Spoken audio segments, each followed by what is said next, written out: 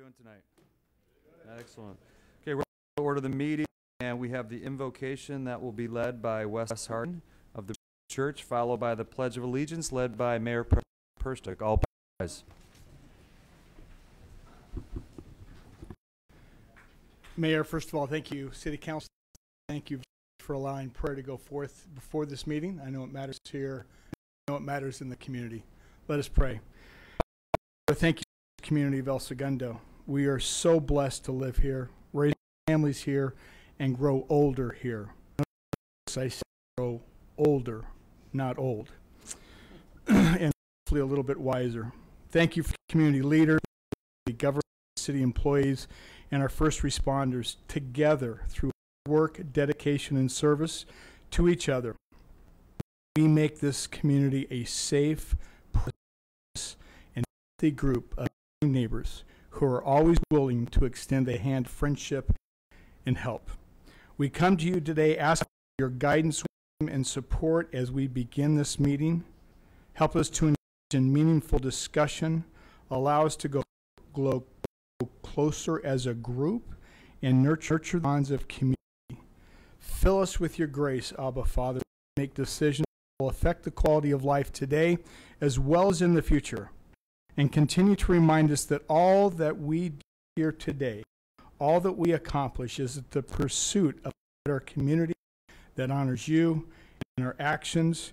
And as we serve one another, please help us to remember that our differences unite us as we seek to find common for the common good of our neighbors and our community.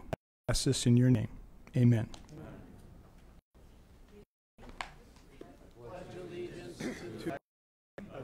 States of America and to the republic for which it stands, one nation, under God, liberty and justice for all. Thank you, Pastor Harding, and thank you, Mayor Pro Tem. All right, exciting evening. First up, we have a proclamation that we're going to read related to Tree Musketeers and National Arbor Day. So, whereas in 1872, Sterling Morton proposed to the Nebraska Board of Agriculture that a special day be set aside for the planting of trees. Arbor Day, celebrated nationally on March 7th, 2019, will be commemorated by the City of El Segundo with a tree care celebration on April 13th, 2029.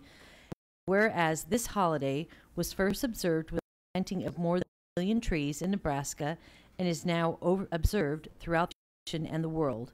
And whereas trees can reduce the erosion of our precious topsoil by wind and water, cut heat and cooling costs, moderate the temperatures, clean air, produce life-giving oxygen, and provide habitat for wildlife.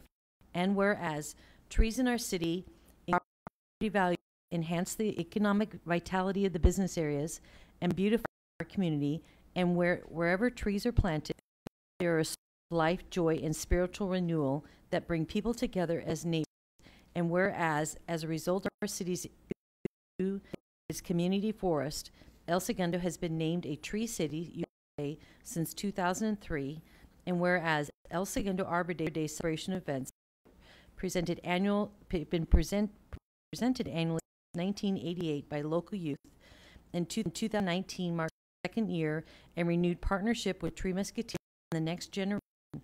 And whereas Tree Musketeers, the Next Generation, in partnership with the City of El Segundo, is conscientious citizens, service clubs, and residents, tall and small, will care for trees in Memory Row on April 13, 2019, at 10 a.m. in observation of El Segundo's 32nd annual Arbor Day celebration. And whereas this Arbor Day project further signifies the cities of El Segundo's commitment to the community, environment, and fight against global warming. Now, therefore, the mayors of the City Council of El Segundo, California, join with communities in proclaiming National Arbor Day as March 7th, 2019, and invite all citizens to join Tree Musketeers, the Next Generation, to otherwise honor all trees and the young people of our community for the important roles they play in improving our hometown quality of life. I believe accepting this Arbor Day proclamation is the Tree Musketeer representative.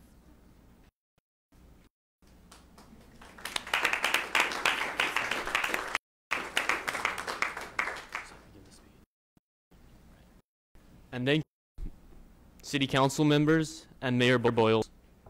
It is my honor to accept this second annual proclamation. My name is Sebastian Hansen, and I'm the youth manager at Three Musketeers, the next generation. This proclamation represents the love of trees that Musketeers, the next generation, and the City of El Segundo share. Trees make El Segundo a better place to live, and we have reason to celebrate our green friends with a special holiday. Trees create an ecosystem to provide habitat for food and for birds and other animals. Trees absorb dioxide, potentially harmful gases such as sulfur dioxide from the air and release oxygen. One large tree can supply a day's supply of oxygen for 4 people. Trees make our community beautiful and a pleasant place to live. We expect over 100 community members together to care for trees. Planting trees is part of our mission. However, just as important is caring for those trees. This year for Arbor Day, we will host a volunteer event along with a small fair in Recreation Park in the heart of El Segundo. Besides removing invasive plants, we will be spreading mulch as well as planting a few new trees to beautify the park. In 2 short hours, we will have spruced a landmark and center of activity in El Segundo and encouraged passing through to be enthusiastic about our effort. The City of El Segundo, its recreation and parks department, and community contributors will help make it possible. Investing in Three Musketeers, the next generation, sees a timely vision of children planting trees and becoming leaders of social change. Thank you to everyone for sharing in our vision and participating with us. We know everyone plans to make this second annual Arbor Day a celebration, a wonderful event for the El Segundo community. And thank you. Thank you. A couple questions.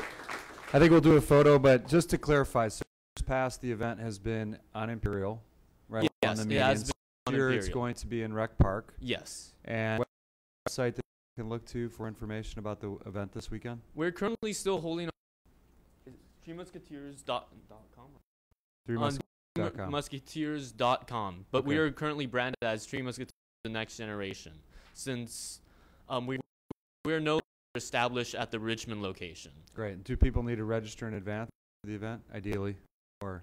In this case, this year, no. Oh, yes, for the. Yes. Okay. All right.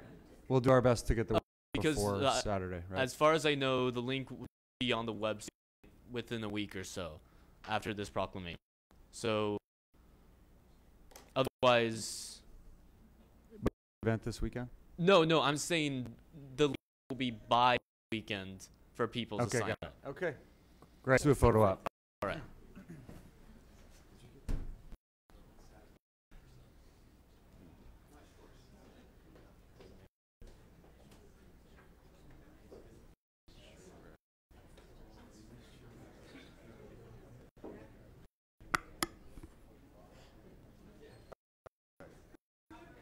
Oh, sure. Great. Let's see here. All right, guys. Couple. Okay. Wonderful. And one more. Wonderful. Thank you.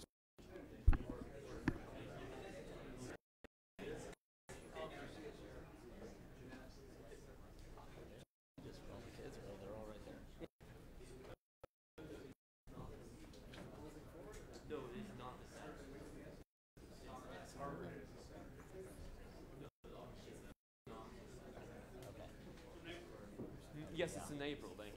Yeah. All right, Sebastian, clarify the date. Would you want time for the event where you need help? Just to clarify, it is not Saturday. It is April 13th, not 14th. Great. 13th. Saturday is Arbor Day, and April is the date that you need help. April 13th. April 13th Great. is when we'll be holding. Thank you very much. Okay, next up, really excited to have the El Segundo High School boys soccer team, and Nickel is going to take this one over. Scott, take it away. Yeah, so we have invited the El Segundo High School soccer team here tonight to receive a presentation for your outstanding accomplishments in winning the CIF title, defeating your opponent once but twice in consecutive weekends, 2-1 in the first game for the CIF title in overtime, but also 2-1 regional championship for Division III. A few things to add some color to this. The current coaching staff, Alan Kelly and Andrew Kelly, have been in charge of this for 20 years now, which is pretty impressive. This year, this team's record was 1-1. Their only loss coming from a Division I school, Santa Barbara, and a coming from Maricosta. Won an unprecedented 10-0 in league play, scoring 79 goals with only 26 against. 9 students, 9 of these athletes are on honor roll. Seniors have been to 4-year universities. And a fun fact for all El Segundo high school fans out there, this is the first back-to-back AF championship since the 1965-66 El Segundo baseball team did it.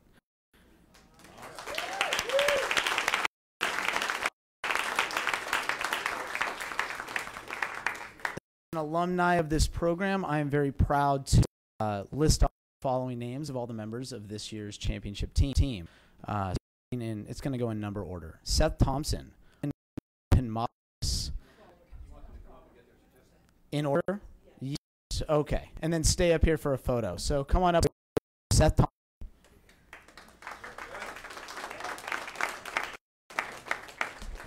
And I don't think Logan Pismopoulos. No.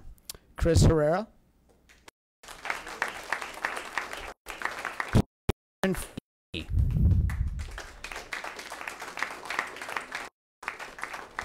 Uli Lozano.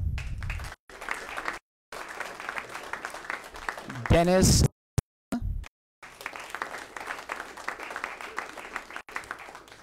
Chris Waite.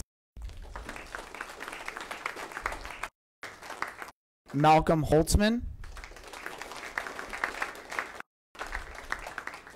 Matt Sauter. Alejandro Martinez. Calvin Liang. Sam Twigg. Andre Hernandez. Nick Sauter.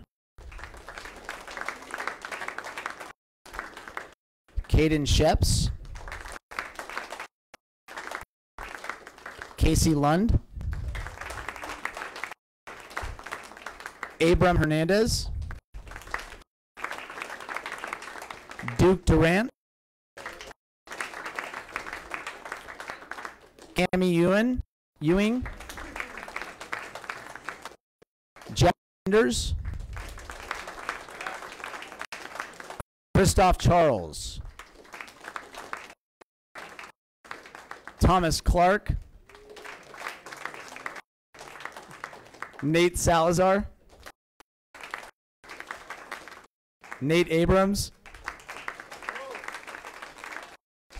James Amaralt. And I want to welcome up head coach Andrew Kelly, assistant coach Scott McCain, assistant coach Alan Kelly, assistant coach Gilbert Cortez, assistant coach McKenna McCarthy, and trainer Katie Stenvecki. 2018 CIF champions.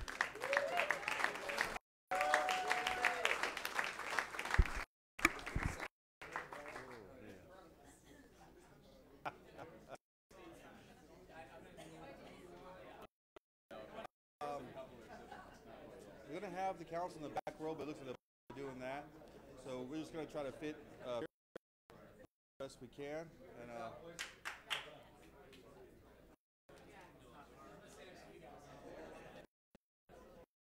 all right. Let's see if I can see everybody. Okay. There we go. Okay, looking good. All right. Let's see what we can do here. All right. A couple of shots over here. And one more and one more. Very good. Now someone take pictures? Well, they're all assembled.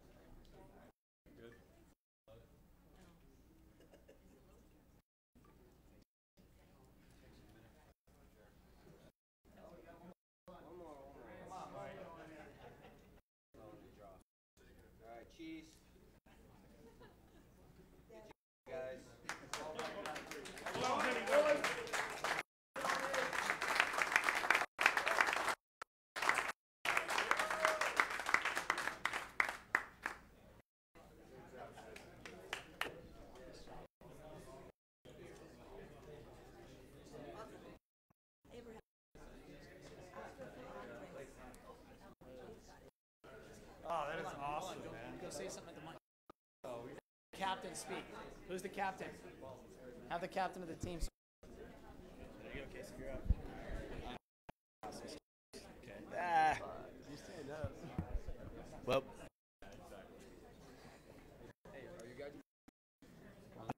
I'm happy to say that I'm glad this award was not just given to me, but the part I play in making things like that happen is, I think, in comparison to what these boys have done for the past 2 years. It's amazing. I couldn't think of a more deserving group of kids to lead this strike through. And it's just been an amazing run. And thank you for this honor and for these boys to receive such recognition. The city members here, so thank you. Boys do have, or I think Casey's going to speak, but the boys have balls with all their names on it for each of the members. So imagine up, bring you guys here at one point or another. So here we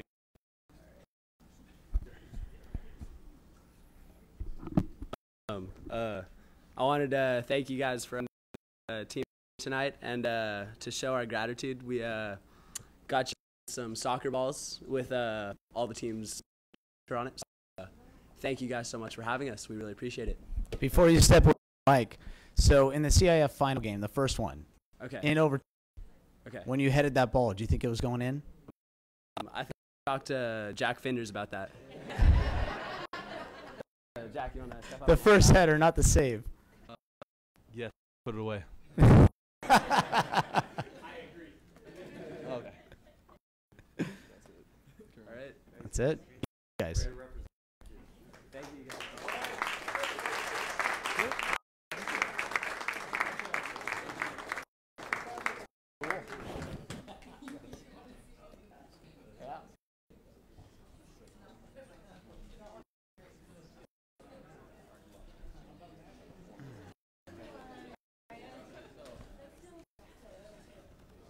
Okay, thank you. Congrats again. The Treasury Department, tough act to follow. I'm sure you all bind us. Yes. And also, since we're fortunate to have our city treasurer, Krista Binder, up to talk about our investment portfolio. Let's wait, Krista, 1 second.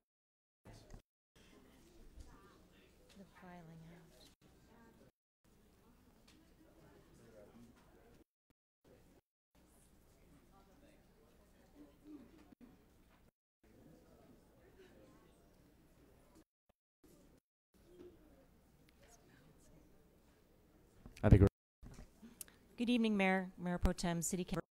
I wanted to put my presentation up here so that you could meet our newest team member, LaTanya Fair. She's with us in November. I have to say we stole her from the finance department, and we don't feel bad about that. LaTanya's been here with the city since 2009, and since that time she's worked in accounts payable, doing general accounting and payroll and with the Treasury team. She's got a bachelor's in business administration and finance. And the best part, she's a mother to an 11-year-old girl, Kylie, who's at home probably not watching her mom on television, right? Anyway, so we wanted to congratulate Tanya and congratulations on board. welcome. You want to say a couple words? I'm excited. Congrats on the new position. Speech. Thank you so much. I'm excited about still being here at the city and continue to grow with the city. And with that, I'm also enrolled currently in the Leadership Academy, so I'm just looking forward to continue to grow here with the city. Thank you.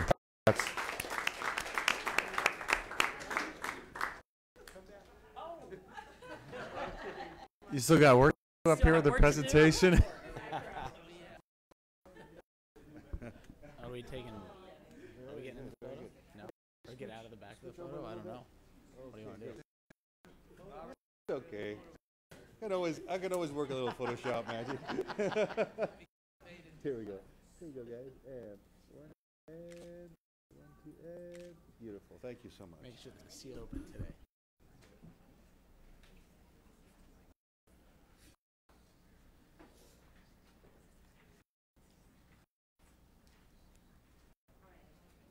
There we go. So this is the quarterly cash management position for the quarter ending December 2008. So market value overall portfolio is $1 million. Total effective yield, this is down at the bottom, is about 0.24%. This slide presents to you the market value of all of our investment securities and the effective yield. Interesting, adding that slide for you so that you could see the interest received for this quarter was $455,000. One note on the compliance, we are in compliance. We have an asterisk on the medium-term notes.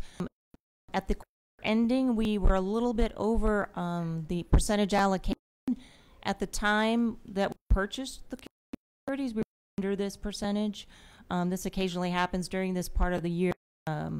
Outflows from the city exceed inflows. Right now, we're at 13.6% medium-term notes, still in compliance.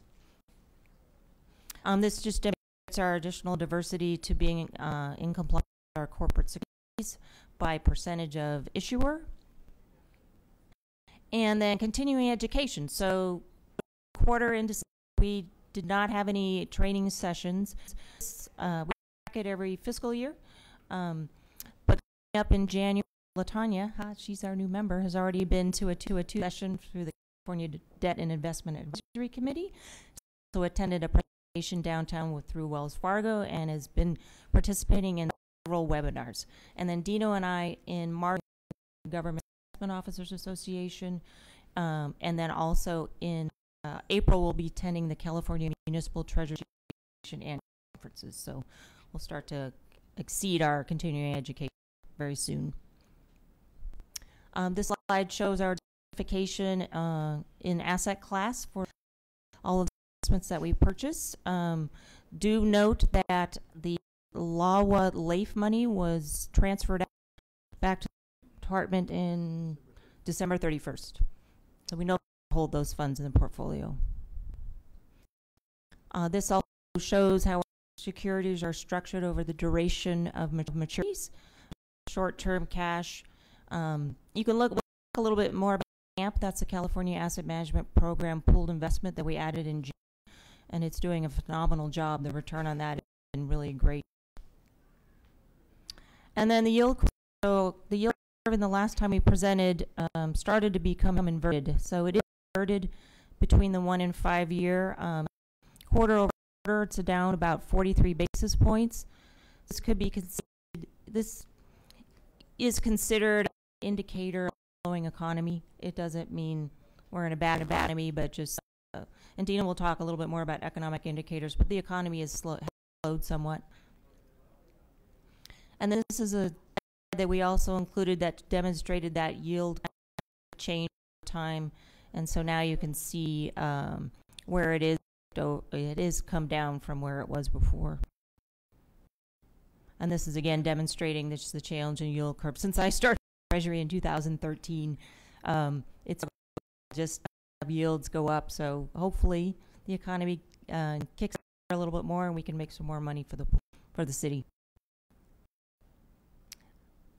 This slide demonstrates where we choose our securities when we make investment purchases. So you can see the dots represent the latest investment purchases we have. We're exceeding where we can in the yield curve, where we can through our investments. Obviously try to maximize the yield to the portfolio. And now I'm going to turn it over to Dino. He can talk briefly about the cash flow and the most economic indicators. Thank you.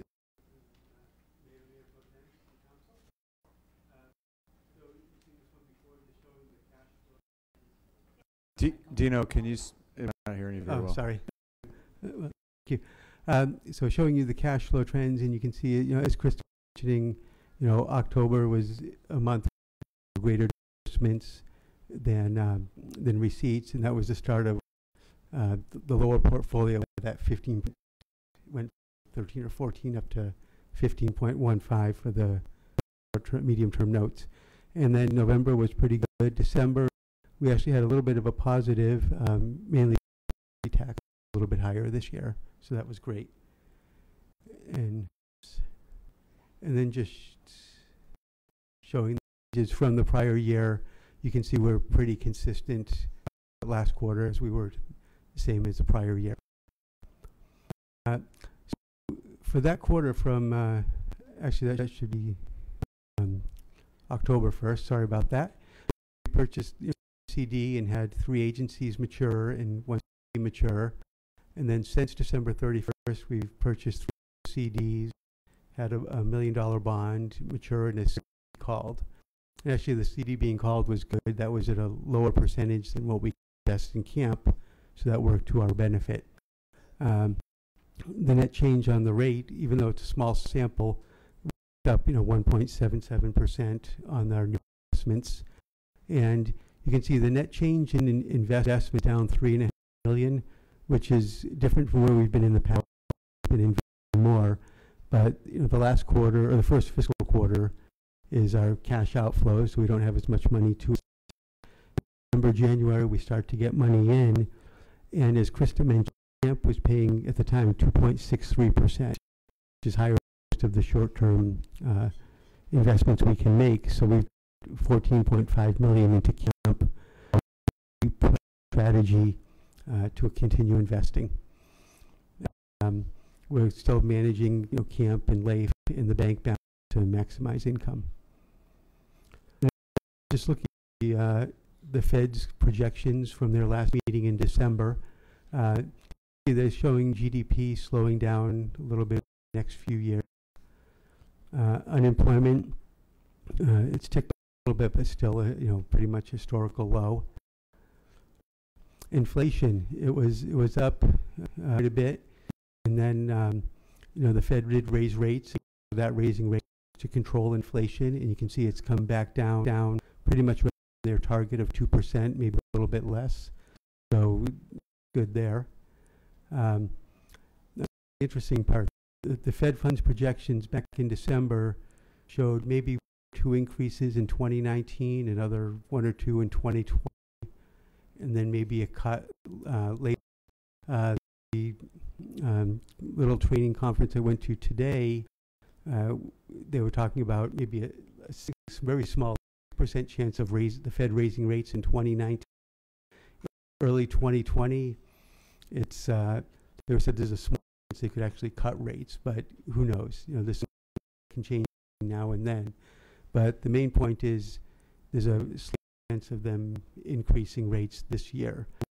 Continue to clear our investments out to take advantage of the possibility they could reduce rates in the future, even though we're not picking up a lot of interest income 5-year versus 2-year. If rates decrease, we'll be in very good position. And that was it. If anyone has any questions? Thank you, Dino. Any questions? I just have one comment. Just based on the yield curve, the inverted, the historical employment, and the Fed's fund rate projection, I mean, I think most economists I'm looking at are looking towards 20 being likely a recession. Are you guys feeling the same? Or what are your thoughts?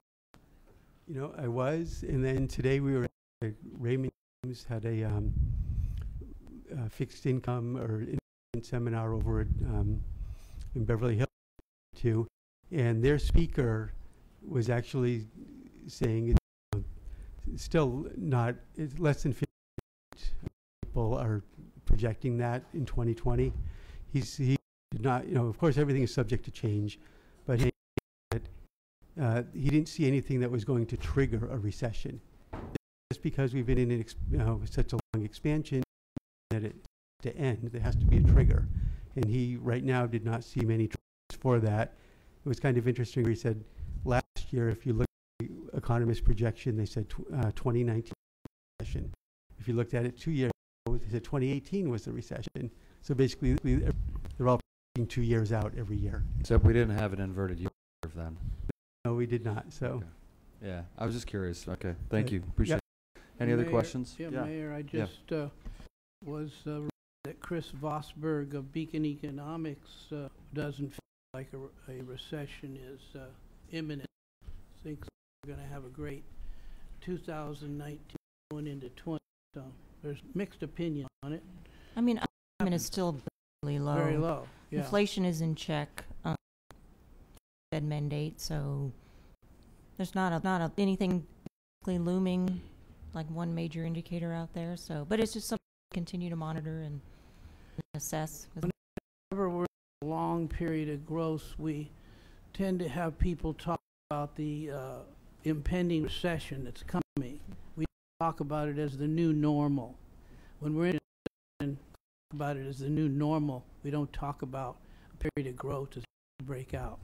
Yeah, I mean, you can go back in history, 50, 75 years, you can see the time in between recessions is getting, it's shortened. So I don't know what that technically, it doesn't mean that, like you said, a recession could be considered the new norm. Do you guys measure total debt? Public debt, private debt? I'm just curious because that's another leading indicator.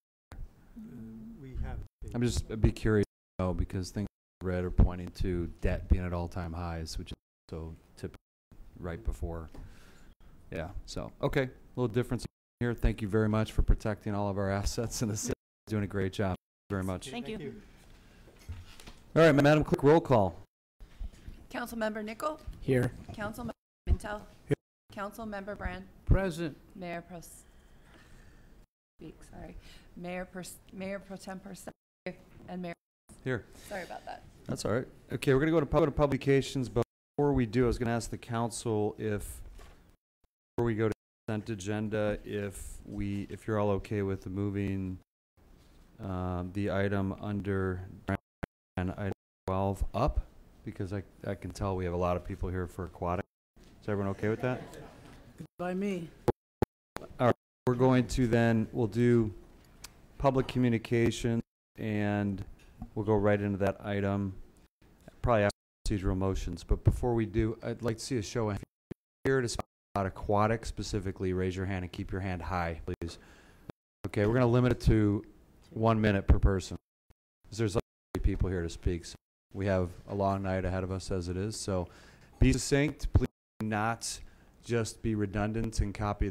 If you've heard, come forward with an idea, please, if you just say, maybe I heard Heck say that, that's sufficient.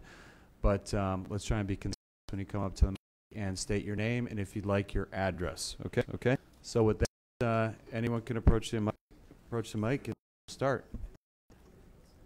Yeah, actually, good point. Anyone like to talk public communications that's not here for aquatics? No? Okay. Well, don't be bashful. We're in communications now, so please.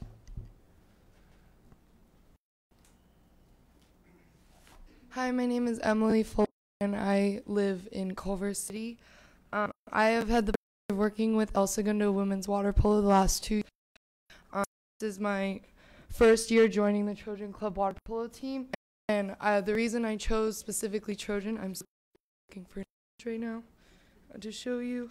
I chose Trojan. I was offered Westside Aquatics and also to work with Supreme, a new club in the Valley, but the reason that I chose Trojan is because it's a prestigious club that I believe I'm the most of. The reason I'm pictured in both of these images here for the JV and the varsity girls water polo team the last 2 years is because I work very personally with both of those teams. I'm invested in not only the half of our girls, but also the top end. I've had the privilege of working with Eric Healy, and he's been able to mentor me to becoming the best coach that I can possibly be, and that's why I have invested not only my time but my energy into Trojan, but I also want to bring that to the El Segundo girls community as well to develop the wellness side of their program. Thank you. Thank you very much.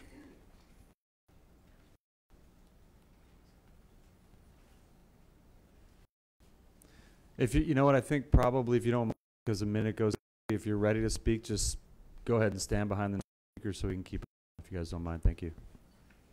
Okay, hi, I'm Ashley Law. I live on 1192 East Mariposa. My daughter is Eden, currently a sophomore at El Segundo, the acting JV goalie for the water polo team. Eden follows a strong line of ESHS water polo players, being a 4th El Segundo. Deciding to continue her practice on a club team, we looked at our options, ultimately coming to the conclusion of Trojan water polo. We were warmly welcomed by Coach Eric. Eden is excited knowing she is able to continue her goalie conditioning with Emma Fuller, who currently assists JV girls at ESHS. Very pleased that Trojan bring in other strong women to coach as well. Our family is very busy, as are most. My husband is a head operator at Trojan. I'm an IC all over the South Bay. Eden is often required to get herself to from practices, and being able to walk practices would be such a blessing. I know the aquatics facility time is stretched thin, but the facility was put in place with hopes of, and quote, Time is up. Finish that thought real quick. What? You finish that last the thing. development next Olympic champion from the South Bay. Thank you very much. Appreciate that. My name is Sharon Blackston, and I'm a 30-year resident of El Segundo. My husband and I have raised our two sons here, and they went through the El Segundo school system. Both boys played high school polo, both went on to Division I collegiate programs. They also both played Trojan Water Polo Club. My oldest had success in high school, with his team reaching the CIF finals 3 of the years, and in his senior year, they won the championship in 2009. That was the last time ESHS Polo has done so. On that championship team, boys also played for Trojan Water Polo Club. Bo also went on to coach with Trojan for 6 years and was able to continue his bond with the club that really helped shape him. He also coached at El Segundo High School and learned some valuable coaching skills through Trojan. It's my opinion that Trojan was key in the high school team's success. It's a really competitive club with outstanding coaches who instill strong work ethic. They participated in high-level tournaments and leagues, which got the players into the best shape, both mentally and physically. And as a note, we are still friends with some of the parents from the club and socialize with them regularly. We all know that the high school team practices during the season, We which got a really, call. really Sorry, Mrs. I'm Blackson. sorry. Thank you Okay, very much. thank you. Yeah. Everyone, my name is Nick Rogers. I live at 506 Standard Street in El Segundo. I'm here to endorse the Trojan Water Polo Club. I grew up with, played water polo with them at Maricosta. I also continued my water polo career at UC Santa Barbara. Two very daughters, a 3-year-old and an 11-month-old, and very much like them to get into water polo as they got older. I know Eric, I know the Trojan Club, I know still. I also know that not only playing school water polo at a high level, but playing collegiate water polo, very high level is important. And there's a lot of coaching, and everyone knows kids, you have to do things outside of what the high school days as far as practice. And Trojan Club provides that. And there's much more things that we can learn by entering a club than just have school time. So just like to share my endorsement for the Trojan Club. Thank you. Thank you, Mr. Rogers. With 2 seconds to spare, I might add.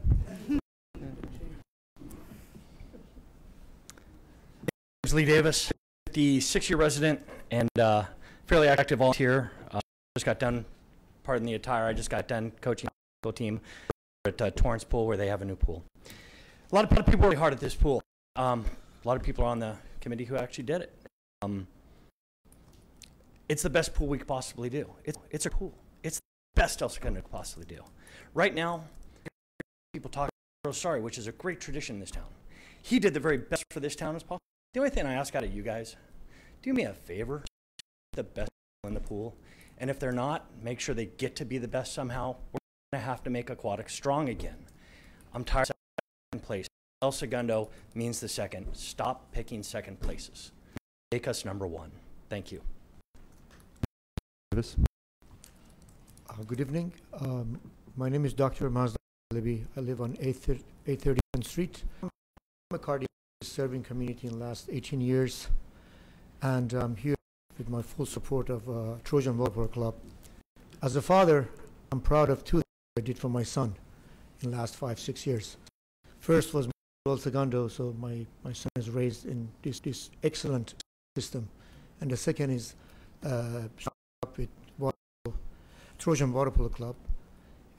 He's a freshman. He plays in varsity team for the El Segundo High and swim team, and I cannot express enough the influence of this club, his growth, athletically, emotionally,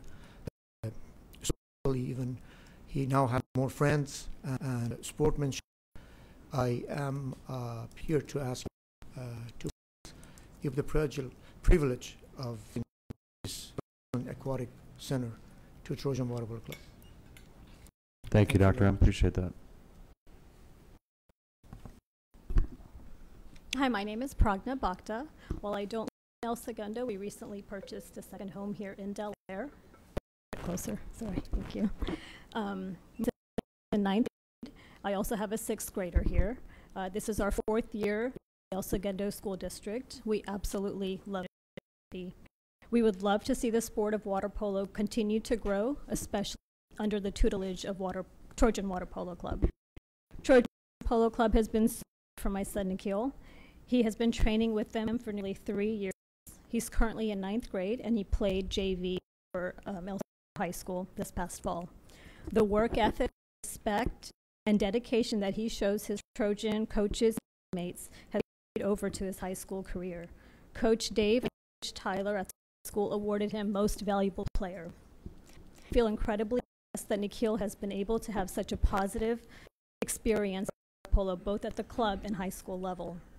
Through water polo, we've seen him grow not only as a player, but we've seen him grow emotionally and also have more self-confidence, all while maintaining a 4.0 grade point average. Time is up.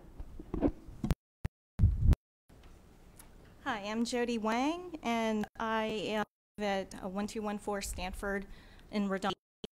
Although I live in Redondo Beach, my son goes to school at El Segundo Middle School, and I'm currently a Raytheon employee for 16 years. I'd like to speak on behalf of the Trojan Water Polo Club to let you guys know that we would love the opportunity to practice and future tournaments at the new aquatic facility. I've donated to not only the EdFed Foundation, I've also donated to the Aquatic Center. Thank you. Bye. Hello, my name is Alex Reitman, and I would like to endorse Trojan Water Polo Club. Trojan Water Polo has helped Redondo Union High School in an unbelievable way. Trojan players started filling into Redondo. We were able to pull ourselves up by our bootstraps and win a CIF championship title. All the while, I was able to offer actions that have given me the opportunity to further my education at the United States Academy. Thank you for listening, and I hope you Trojan Water Polo is a viable option for your new aquatic center. There, congrats. Go. My name is Carrie. My husband, Ed Jager, is here. We are residents 17 years. We've had our businesses here 15. We also employ El Segundo residents.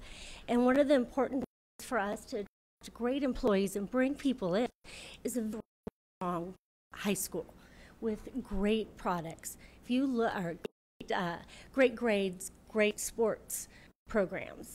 If you look at who is right now in our water polo, even our swim, it's the kids from EU. There's probably room for both Trojans. We need to look at who's feeding into our high school. It's not Trojans.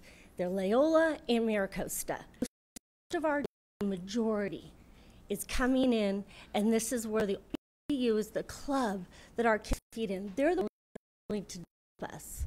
So you got to look at it. We want El Segundo to be. We're not second rate. We're not a second rate club, and our kids work their butts off like all these kids, but never call kids second rate. So that's not acceptable. Go OSPU. Thank you very much. Thank you, Ms. Jager. Hello, Robin Arnold, a 40 resident of El Segundo, 413 Virginia. This whole situation with the Aquatics is very unfortunate. It's been very upsetting to say the least. When the put kids in the pool signs went up around town, my kids didn't understand. There was Facebook posts saying we want that team in our town, and I thought, wait a minute, I'm from this town. I've had family here since 19. Here too, and are residents of this town. Shouldn't our kids be allowed to swim here too? I have 4 kids in El Segundo School here in the classrooms. I'm a yearly roundtable donor to the Ed Foundation. I, along with many other Beach City families, donated to the beautiful center. I believe over $25,000 our team donated just from alone.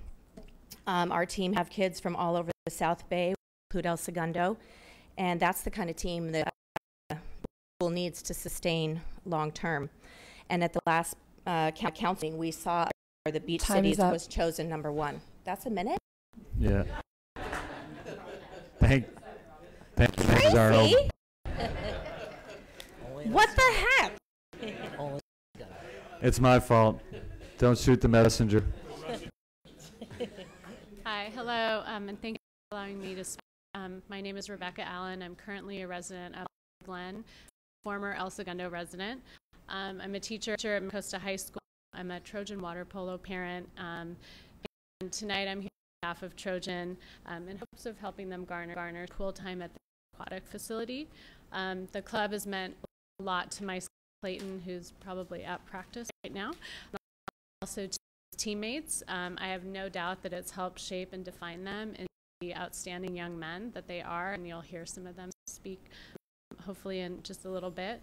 And the club, amazing coaching staff has helped propel many of these athletes to careers that they'll begin next year at Division I school. Trojan consistently places in the top at junior level, top 3, and continues to attract players from all Bay. So please consider granting our program some practice time at your new facility. Thank you. Thank you, Mrs. Allen. My name's Kent Hunt. I'm here, as was somebody mentioned earlier, that both clubs in water polo clubs in the area could possibly have room here, and I would be in favor of that. I've in water polo in this area for more than 35 years.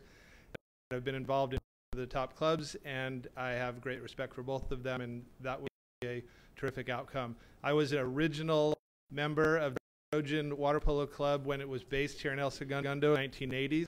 I was one of those guys who drove an hour away to get here, play here, and the kids that made the El Segundo kids better by having done that. We were a championship program in those days, a top national team, and I can tell you that the El Segundo kids benefit from that level of competition. This area benefits from having 2 great water polo clubs in the area. Thank you. Thank you, Mr. Honey. My name is Kim. I live in Manhattan Beach. I grew up in South Bay. I played Trojan water polo with boys like Scott Geringer and Eric Albertson, some guys who played here. I just want to say that in my as a junior guard instructor since 1990, I've taught generations of kids from El Segundo. I understand that El Segundo values family, unity, excellence, hard work. All of those things are embodied in Trojan water polo. I have 2 boys. They're lucky enough to play water polo for Trojan. I've been a teacher at Westlake School and a dean and a coach for the last 20 years. And also, without doubt, when you look at the landscape of water polo in Southern California, Trojan's teaching, pedagogy, their ability to reach families and communities is top. So the community of El Segundo stands to benefit by Trojan being here and sort of reaching out and being parallel with the ethos and the thing that El Segundo is the most. Being a former resident of El Segundo, I know that there's nothing more important than family, community, and hard work here. That Trojan is in line with those ideas. Thank you, Mr. My name is David Halushka, and I'm a special education teacher at Maryland High School, and I'm also the boys and girls varsity coach, and I have since 2005. In my time as a coach here in the South Bay, I've seen the effect that Trojan Water Polo Club and Costa High program, when our athletes have played for Trojan, our program has been strong. Most recently winning a CIF championship in 2000 for Division 3, and since then we've been placed in and competing at the Division 1 and 2 levels. This past season we were runner-up in CIF Division 2 boys and runner-up in CIF Division 3 for the girls, and I feel that the participation of our athletes Trojan Water Polo Club has had a direct impact on those finishes. Trojan has proved to be a valuable resource for our athletes, affording them the opportunity to play water polo at the highest level year-round and train with coaches who have a professional and supportive demeanor. As an educator, I'm impressed with the level of team collaboration, coaching that the Trojan staff provides. As an outsider, I would recommend a beautiful high facility such as yours deserves a high-level water polo club, and that Trojan Water Polo Club is that club. And Time is up. Thank you. Thank you. Hello, this is Hudson Carter. live in Hermosa Beach and go to Miracosta High School. I've been playing Trojan since I was 9 years old, and I'm turning 18 in May. And Trojan has given me the opportunity to play at the highest level due to its many connections and good history. Trojan need to be noticed and approached by the top colleges because of our practice just connections with top schools. I will be playing at USC, and hopefully for the next 4 years. Thank you to Trojan, and I think you should save me some pool time. Thank you. Thank you, Mr. Carter. Hello, my name is Marie Beatner, and I live at 8 Lomita Street. I've been a volunteer in our we moved in 2012. I've served on the council and level. We support our Ed Foundation, and we have the many donors that supported the building of this new aquatic center. To point out that the campaign of David and Goliath has made families like mine feel like we don't belong here and we're residents. The campaign of yard signs and misinformation in El Segundo magazine have prompted my 12-year-old to ask, but I live in El Segundo, does it matter? I'm so disappointed in the way this process is handled. The RFP process was a way of the city soliciting the highest bid and teams that are not able to sustain a higher hourly raise membership fee. The best choice for the aquatic center and the community are to contain long-term costs and the leasing of lanes. Beach City provided an RFP that put us in first in every category, including the interview, most subjective area. In a position of still trying to prove why we should lease. But now I believe it's a result of poor management and communication council team they selected as experts to choose who should be given the privilege to lease. Thank you, ma'am. Ms. Vita, thank you. Good evening, and thank you for having us today. My name is Troy Gleason, and I attend Miracosta High School and live in Manhattan Beach. I've been playing water polo with Trojan Club for over 5 years, and it has had a profound impact on my life. I've developed both as an athlete and as a person, and learned how to set goals and work hard to achieve them. Our club continues to pursue success at the highest level, and our coaches are always encouraging us to do our best. Many of my teammates and I will be participating on college water polo teams next fall. Personally, I will be attending Stanford University for the next 4 years. This is my last season with the club. I'll always be grateful for all of the opportunities it has helped me create my future, all the guidance, growth, and preparation it has brought me, all the bonds I've made with both my teammates and my coaches that will last forever. Thank you. Thank you. Nielsen, Beach City Swimming. I'd like to donate my minute to Monique Shelton, coach. Hi, good evening. We were restricted to a minute last time. Apparently you've never been to one of our banquets, so this is going to be hard for me to get through this. Monique Shelton, I'm a resident, the head coach of Beach City Swimming. This is located in LA County, state of California, United States of America. We entered into this process, what we thought was very open, not a locals only sort of process. It was an RFP. We were allowed to throw our hat in the ring, but to donate a fair amount of money towards the process. So we did. We followed all the rules.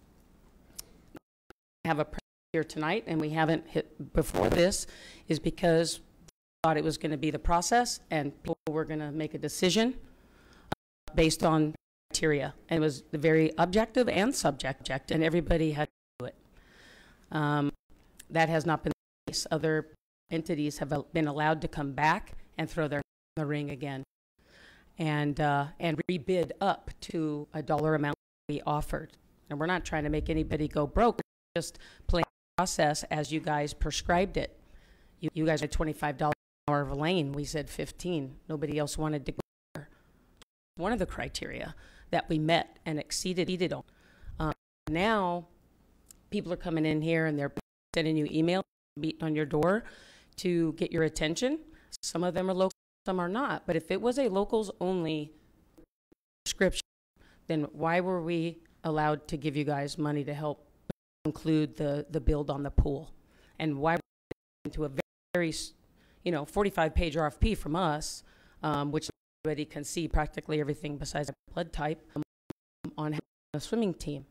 So we just want to understand from you how we got from an RFP process, several interviews, to a popularity contest. Monique, did you have anything else? So you can add a few seconds if you'd like. Or Can I? yeah.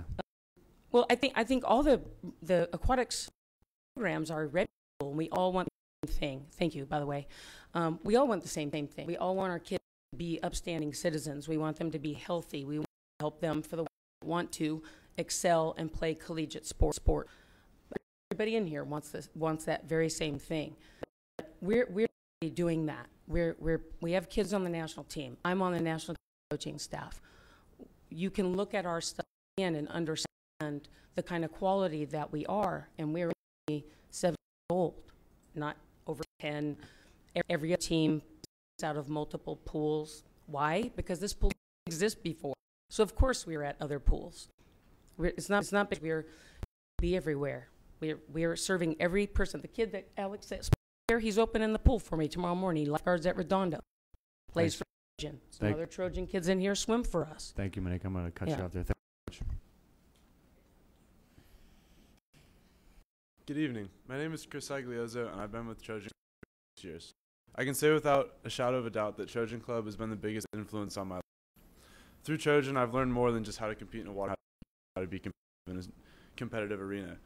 Trojan has taught me that the number one thing in my life is leadership, because the team Trojan Water Polo and Club Water Polo works is in a 2-year cycle. The team is generally 1 year and another year struggles because of the differences in age, because everything is 18 under, 16 under, 14 under. And because of this, it's difficult in that year to compete to have any feeling of success or any feeling of accomplishment.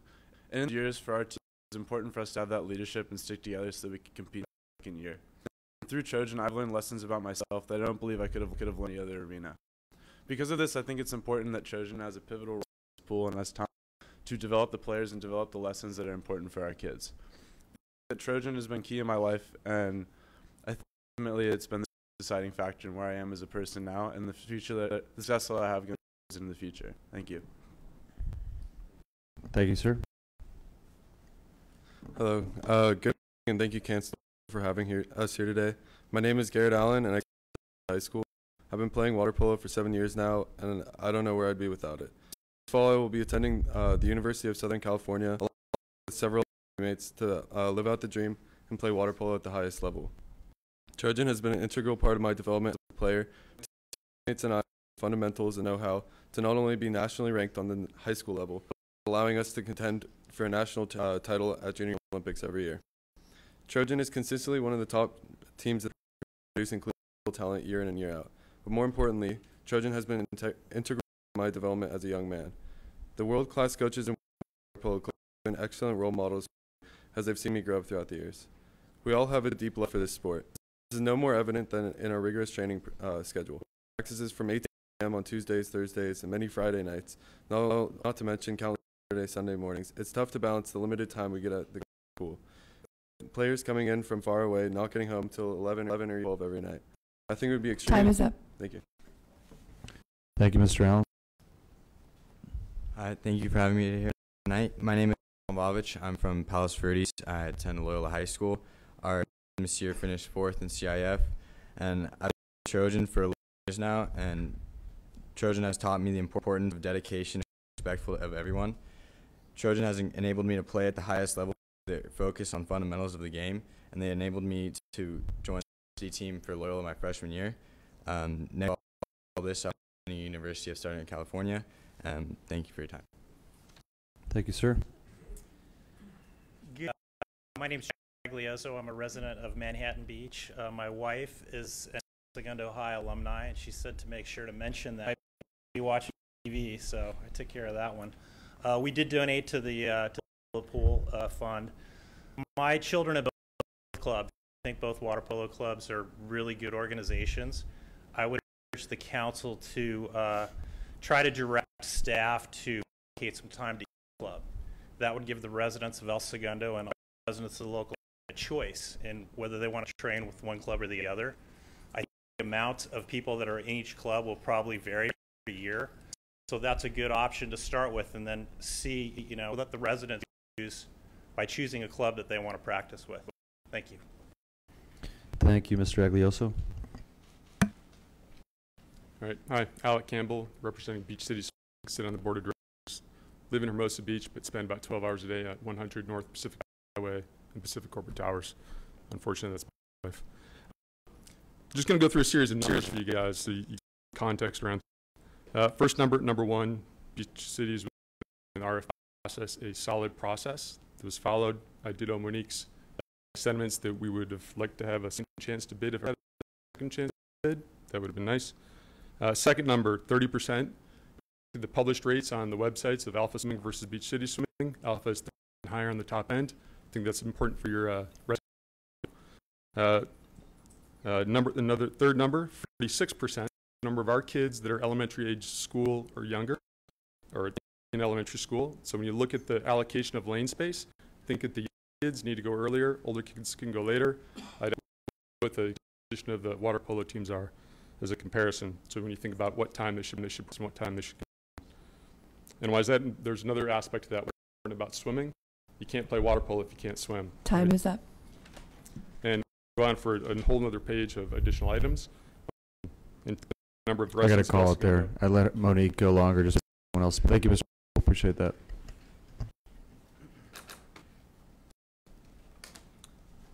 Good evening, Boyles members. As you know, I'm Kurt Fry. I'm president of the South Water Polo Club. I want to thank you for adding the pool use criteria to the agenda this evening. Based on the criteria that you set on February, we feel that South Bay United should be granted earlier practice times of 6 p.m. As stated before, we can pay the that have been set forth by the city. We have the highest percentage of El Segundo residents, approximately 20% and growing, only 2 friends at Alpha Aquatics. And by granting South Bay United peak time at 6 p.m., we'll be able to continue to strengthen our position criteria of diversity of programs, diversity of sport, not just two swimmers. And that will allow us to attract even younger players than we have today, El Segundo athletes as well as Masters athletes. By granting us the requested pool time of 6 to 9, Monday through Friday, we feel we host full weekend water polo tournaments every 6 to 8 weeks, possibly more as we get in. All right, then be consistent. You get another 30 seconds, like Monique had. I'm fine. Hey, you guys. I appreciate everything you guys are trying to accomplish. I'll be here for the agenda item, so if you have any further questions, I'll be happy to answer. Thank you, Mr. Fry. Appreciate that. My name is Will Kirk of 920 Mariposa, and I am 7th grade at middle school. I am on the United U14 team. I plan to play at high school. I would like to have time at the pool so I can get more of my friends to play with me. I have friends that want to play polo, but practicing every Saturday and Sunday on the coast is hard. Thank you for your time. Thank you, Mr. Kirker.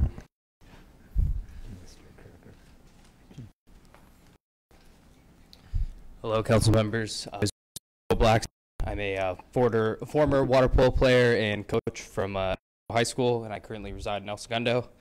I coach Trojan Water Polo Club along with a majority of my high school teams. We made it to the finals 3 out of the 4 years I was in high school, and won the CIF championship my senior year. I credit much of that success to Trojan Water Polo Club, and I learned many life lessons while playing. Communication, compassion, work ethic. The team is more than just a team, it's a family. I still keep in touch with a lot of the former teammates and coaches and players. I believe the sense of family would directly benefit El Segundo High School players like it did for me and my team. The facility is unbelievable that we have here, and I would love to see the current El Segundo team benefit from it. They deserve to have it go along with the best coach, the great club, and the most competitive program in order to grow this sport in our community. Thank you. Thank you, Mr. Blackstone. Hi, my name is Ethan Kelch, and I've been in El Segundo for a long time. I've played water polo since I was 9, and I'm 15, so it's more than half of my life. First wanted water polo, I tried out many clubs, and I started with South Bay. I went over to Trojans, and I went to a bunch of different clubs, but I always was kind of pulled back to South Bay. I just always loved their playing style. I loved being a part of it, and I think my favorite parts is that when I'm in the halls between classes, I'm a sophomore at the high school. In between being able to see various water polo players like Mason, Dan, Callan, and like a bunch of my friends, and we can talk. That I can see much of my South Bay friends at high school and at practice, and I think that it'd be awesome to have a pool we could have more El Segundo high school kids into, since we don't have a feeder school. Thank you for your time. Thank you, Mr. Hello, my name is the aforementioned Jason Jager. I am a sophomore at El Segundo High School. I am a varsity player for water polo and 2-year varsity for swim now. I'd like to say that I'm here to say that that South Bay Water Polo Club, kind of deserves that premium time, like Kurt was saying, from about 6 to 8 Monday through Friday. We deserve this time because just of the sheer amount of South Bay kids who play, our competitive 16 team, and even the ones who play in our 18s team, who have helped benefit the school in so many ways when it comes down to academics. Just our programs like swim and water polo. We have kids who work closely with that South Bay who go straight to our high school, and they've got 4.7s. I personally have a 4.3. I had a 4.2 last semester. I feed into our high school directly, our water polo club, and I feel like the club is who I am and my work ethic, and that's really helped me through my high school career. And kids need to come to the South Bay water polo, feel that work ethic, and eventually they'll come and benefit our El Segundo community. Thank you, Mr. Jager. Hello, my name is Kelly Hendrickson. I am actually president of Redondo Beach, but I am representing as a team parent. I have children 10 and under all the way to 15 and under, and I think many of the points have been well articulated, but what I'd like to say as a team parent is that Trojan, as you can see, is more than an athletic club. We are a community, we're a village, we are in support of each other's children, and being a former resident of El Segundo, I started my career right out of college in the city. I believe it's going to be a wonderful complement to the value systems of the city of El Segundo. Mrs. Hendrickson. Hi, thank you. My name is Cindy Mosteller, and I'm a local resident and mother of 6 children aged 17. My children and I watch the Aquatics Center being done a great job, and our community is very fortunate to have it. In the 8 years my children have played water polo, we've been a part of a few different water polo clubs. My oldest is at Berkeley now, playing on the club team. The other 5 all play for Trojan. As a mom, the things that made me choose Trojan are dedicated, well-trained female coaches, a program course for all.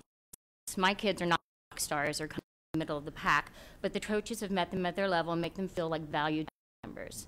Trojan has excellent communication and administrative processes. Worse than showing up at a pool or game and finding out it was canceled, but no one knew that. Trojan has drastically increased the base. Our 10 in 2011 had barely 8 members on it. Compared by now, we have 35 10U members. Notably, Trojan has its largest group of girls, with more than 1/3 of those girls being 35 being girls. Our Trojan team is a flourishing 12 and 14 girls program for 4 years. I know my 7-year-old. Thank you. Thank you very much. Hello again. First off, happy Mardi Gras, because that's what matters today. So as a New Orleans native, but an El Segundo resident, my name is Bonnie Brigman. I live at 20 East Mariposa Avenue. And I have a son who plays for SVU, who goes to the middle school and plans to play at the high school. One of the donations, and I shouldn't call it a donation, it was an investment. El Segundo District was in the school. It's probably one of the largest investments made into the pool, El Segundo School District. So I think when you're prioritizing, that El Segundo students are considered in the prioritization, because it's the El Segundo high school, it's the El Segundo middle school kids that need to benefit because that went towards it. I donated to school too. I donated to Ed Foundation, but I'm never going to get over $1 million in there. And well, that lotto guy, I guess I could. So anyway, this is about prioritization. There's more people who want the pool than can have the pool. There's not enough water out there. So I asked that SBU be considered for prime time. Our kids, they're going to fill that high school team and bring us back to greatness. Thank you. Thank you, Mrs. Kirker. Brennan, Manhattan. I just heard somebody throw out a number of 22%. 22% times 100 is 22 kids. Okay, it's not very big, is it? But 22 sounds big.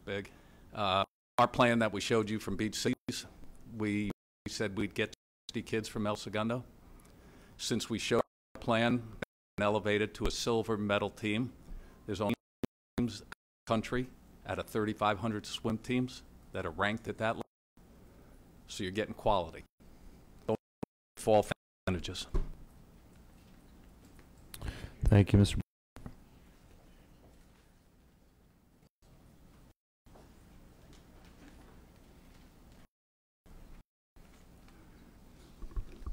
My name is Eric Healy. I'm the director of Trojan Water Polo Club.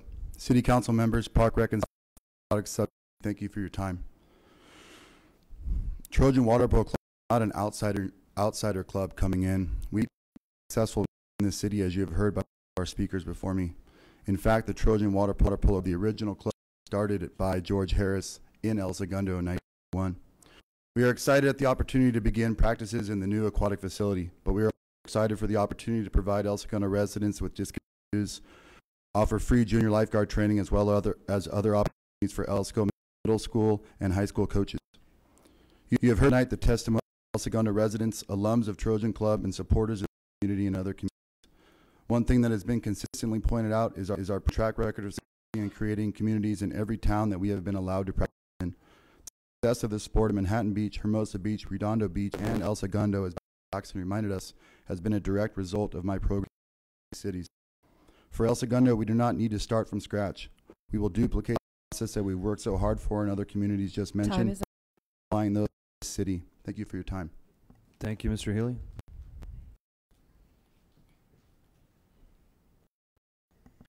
Looks like that concludes public communications, and I will say, water, like aquatics, water polo, and outside, not only athletes but academics, impressive. All you guys and gals going on to things, really impressive.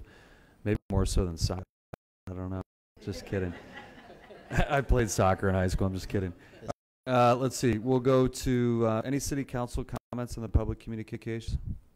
Into this matter, and these are really the only communication related to aquatics, but feel free to comment if you'd like, Scott. Oh, there was one resident, and I just want, I think, Beatner, if I offended you in any way, shape, or form with the David and Goliath comment, I am sorry for. Hey, thank you for clarifying that, Councilman Nickel. Okay, let's go to item A, consideration of a motion to read all ordinances and resolutions on the agenda by title only. So moved. Do I have a second? I'll second it. All in favor? Aye. Aye. 5-0. Okay, so we're going to move up to item 12. Thank you. Possible action to clarify the direction of staff related to selection of user groups of the City of El Segundo, Wiseburn Unified School District Aquatic Center, 240 Grand Avenue. Fiscal impact, none. Chris is late. Oh, Chris. I think, Chris, do we need to clarify what the conflict is for? He has a child that's playing of the teams that's involved in wanting to use the facilities. I understand it's not a financial concern, but I'm stepping down for appearance purposes. Yeah, I have a non-conflict. I have a common law conflict.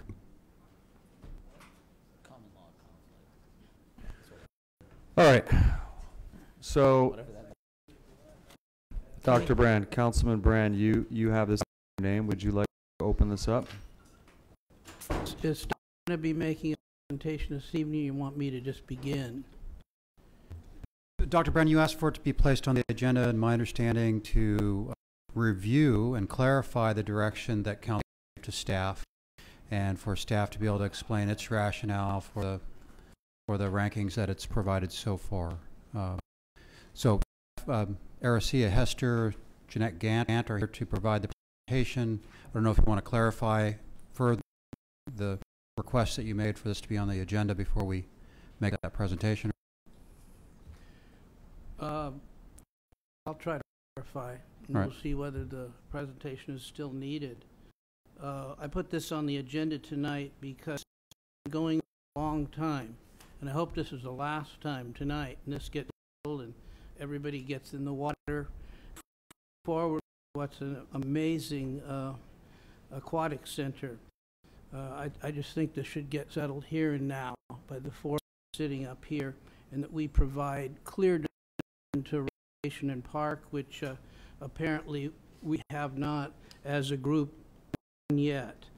When I came up with the idea of the pool in 2011, I didn't view it as a regional asset. I viewed it as a way for families in El Segundo to have a place to swim.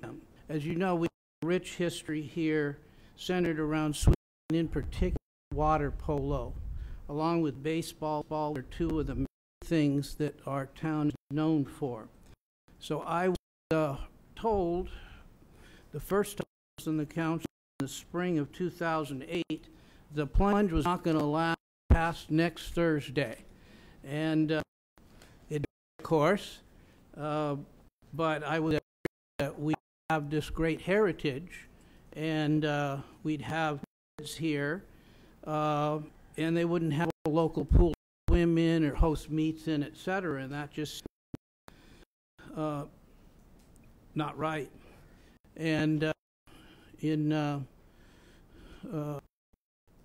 few years later, in 2011, seeing that the Wiseburn School District was going to succeed in unifying and was looking for a place to build a high school in their district, in this town, I suggested that the conflict between the city and the Wiseburn School District taking a piece of property, in this case 13 acres, 201 Douglas, the tax rolls, that everything could be worked through instead of through litigation and attack the EIR, which would have been unsuccessful by the city in the long run, slowed the district up in its mission to serve its family, that an aquatic center be constructed for people in town to have, so the district would get something out of this in the long run. And we did go down that path after I got off the council, and a whole lot of people got involved in that project, and it's in the ground now, and we all can be proud of it. For example, if you build it, they will come, okay? This is a saying around baseball, but it sure works pools of water too. So everybody has come, and as I said before, I think very clearly, my priorities are to serve the families of El Segundo first and foremost, and if there's anything remaining after Alpha Aquatics takes the pool for hours and time and space that it wants, and South Bay United does the same, then let's lease out and make as much money for the city as we can from the others who want time there. It's amazing. Everybody would want time there. But I didn't see as this rolled out that that was being implemented in that way. There was too much emphasis being put on the RFP, which ended up being changed by this council on February 5th, and too much emphasis on money. And the whole idea was the place for kids to swim and participate in a team, so they didn't have to drive to Redondo. I didn't do that to help people in the beach cities or any place. All about the people of El Segundo. Now, we're residents of El Segundo up here. We live in El Segundo. We were elected the voters of El Segundo to represent El Segundo. I can't imagine a council member prioritizing an outside team with percentage-wise participated by El Segundo people, 56% Alpha, 26% South Bay Aquatics, 4% Beach Cities, and 2% Trojan. It's pretty clear what the hometown teams are, and what I'm going to vote for the hometown teams, and then if we can serve the others, great. We also, don't forget, we've served the high schools. Segundo High School and the Da Vinci schools each have 3 hours a day, 6 days. That's the primary thing this is all about. And so if we built it and everybody's coming, but there's really not enough water for everybody to have everything they want there. And yet it's huge, right? I mean, we spend how expensive this in Wiseburn and the foundation and who paid this. So let's use it for what it intended to be used for the families in Segundo, in Bel Air, and in Holly Glen. It's their asset, and if it goes any further than that, then that's all I have to say. Thank you, Dr. Brann.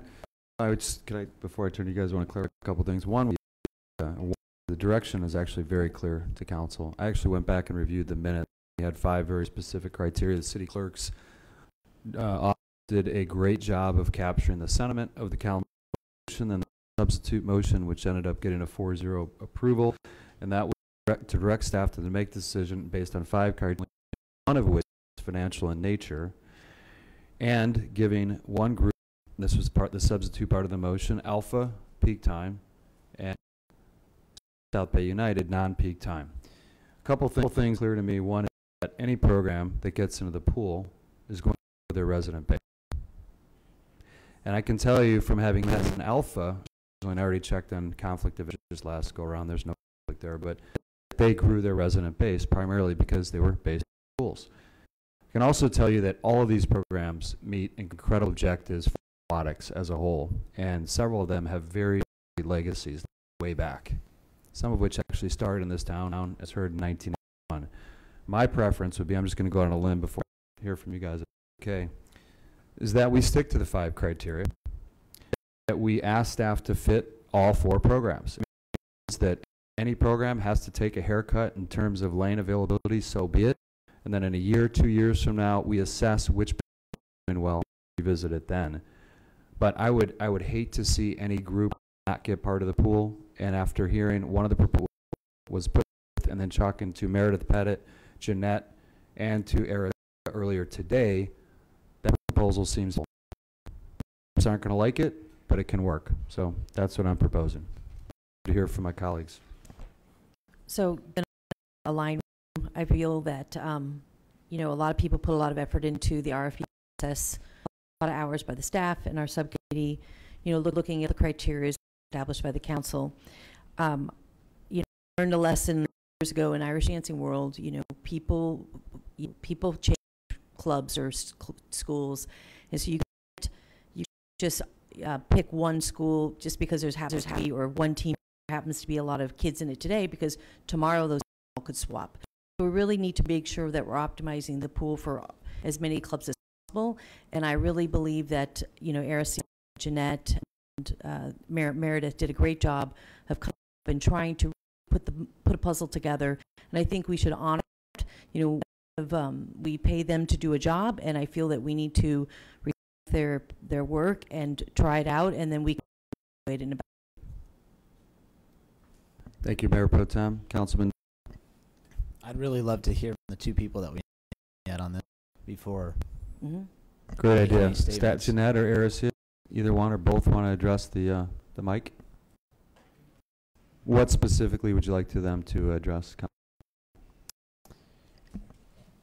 Sorry, I was going to say something funny. I have more than a minute. I'm looking at the report here, and it appears that Alpha's getting time, Beach Cities is getting time, South Bay United is getting time, and really water polo is the only group that we have heard from individually that's kind of out in the cold, so to speak. Well, not necessarily out in the cold. We were discussing South Bay United, and this is where we ran into the snags. So we know what would happen here. We want to talk to Trojan as well, of course, but we wanted to find out what would happen with the motion. If it was going to change, we're going to have to redirect. So it's not out cold yet. It just depends on if we move forward with scheduling. Okay, so then what I would like to hear from you and Jeanette is your take on the entire situation, condensed version, and if you think this council is moving in the right direction, or if there's a fatal flaw in this that we have yet to discuss. Can I from a place of a parent? I think that would be best. I really think it's a beautiful thing showed up tonight to speak to the children, but I think what we have to realize is is for the children. It doesn't matter where they come from. And we've separated families through this process. It's really not fair. El Segundo is about community, and we need to really support that. But to work with 4 teams in the pool. I think that's fair. I think that's what we put out there, and I think we should move forward with that. Everyone went through the process. They went through the RFP process, and they gave us a lot of information. I think we should honor that. Even though we are disregarding a lot of RFP information, we still need to recognize that they did go through the process and really honor that. That's my personal opinion. And as a myself, she's 20 now, a twin. Oh my, she's 21. She was a competitive dancer, and I would have loved the option to pick from 4 different areas or 4 different teams. I found myself driving from Vacaville in Northern California all the way to San Francisco to get her places. So she had the best. And so I think we need to give El Segundo families the option so they can go ahead and choose. And rises to the top. I'd love to too. And Yeah. and Thank is it you. also, you said your, parental opinion, is it also your professional? It is my Okay, thank you. professional opinion. The part about 4 groups being in the pool, that's professional. Thank you. Jeanette, I think at some point you do need to address the prioritization of versus water polo in the hours. And Jeanette, when you get up there and talk to, we spent a lot of time talking about the pool, and I remember when it came on, one of the key components of bringing it on was you were coming from a place that had not only a large pool, but also a small pool. No one wants to talk about the plunge. What's wrong with the plunge? Currently, it's not open, but nothing is wrong with the But as plunge is a part of our future programming. Definitely. I would say the issue with the plunge in regards to this conversation would be specifically to water polo. It's less desirable because of the shallow end. However, that's not like a splash ball program or a very beginning program couldn't rent the plunge. And then the plunge being a question mark. But it's going to last till next Thursday. But we heard from someone tonight that was on a CIF championship water polo team that's practiced in which pool? Probably the as did okay. I. All right. Just yeah. El Segundo, ESHS has practiced in the plunge for water polo for years. It's where I practiced forever. We did all right. But then to kind of I'm with Aracia that the 4 pros and cons to each decision, right? So the 4 different teams does provide some great options for, and I would say the programs do have differences so that if a child wasn't comfortable in one, there is potential for them to thrive in another. Having said that, we're just making that smaller and smaller for each group and not really giving them opportunity to potentially expand and do reassess in a year or 2 and then define what we say is doing well, which would be, I think, another issue down the road, what we find is successful versus other groups. It can be done. Greg said I would definitely ask for specifics if possible, to be cut to the chase. The hot, if you will, is that 6 o'clock hour. Which team is getting in right behind Wiseburn, and that's where we ran into the snag. The 7:15 potential start group after Alpha Aquatics is not ideal for any program for youth, as you guys have heard, but still manageable. Some not ideal, but manageable. Definitely limit any younger programming or younger groups to get into that specific organization. Jeanette, though, could younger segments, I mean, it's not ideal to have coaching staff at both locations. Yeah, we did offer to South Bay United a start plunge about 6 to 6:45 or 7, I believe, and then a 7:15 start time at the Aquatic Center till they wanted to end, which would most likely be 9 p.m. They had stated the plunge due to the water polo and the shallow is not ideal. And this is really only when the schools are actually using the football, correct? Correct. This will be a whole different ball game summer, but we will have a little bit more flexibility, I think, because generally in the high schools, they most likely won't use their full 3 hours, and hours will switch to the morning time, generally speaking. And the reason why the staggered is because El Segundo goes into the pool sooner than Wiseburn, and Wiseburn stays in the pool longer. So the time that we have to allocate to schools is longer than anticipated, originally anticipated. Longer than originally anticipated, So yes, much later. as the school, why we have to push the start time for any of these clubs is because of the two schools. That's correct. Okay. Can you understand? So growing up, if I played club soccer during high school season, I did not then go to club soccer practice. Club water polo player and it's high school water polo season.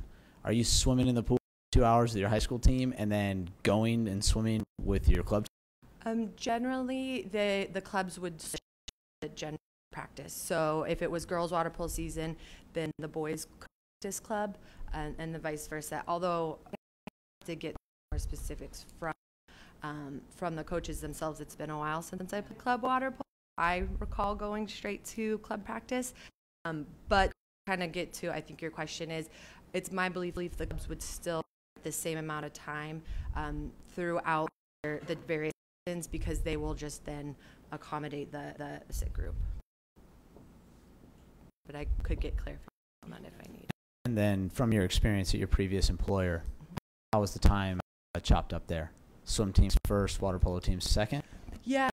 In Carlsbad specifically, there was a very large swim team. They had close to 400 swimmers, and they rented 17 out of our 21 lanes, I believe, from 3 p.m.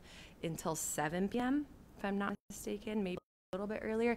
And then the water polo club came at that 7 o'clock time, which again, they also expressed was not ideal, also given a discounted rate.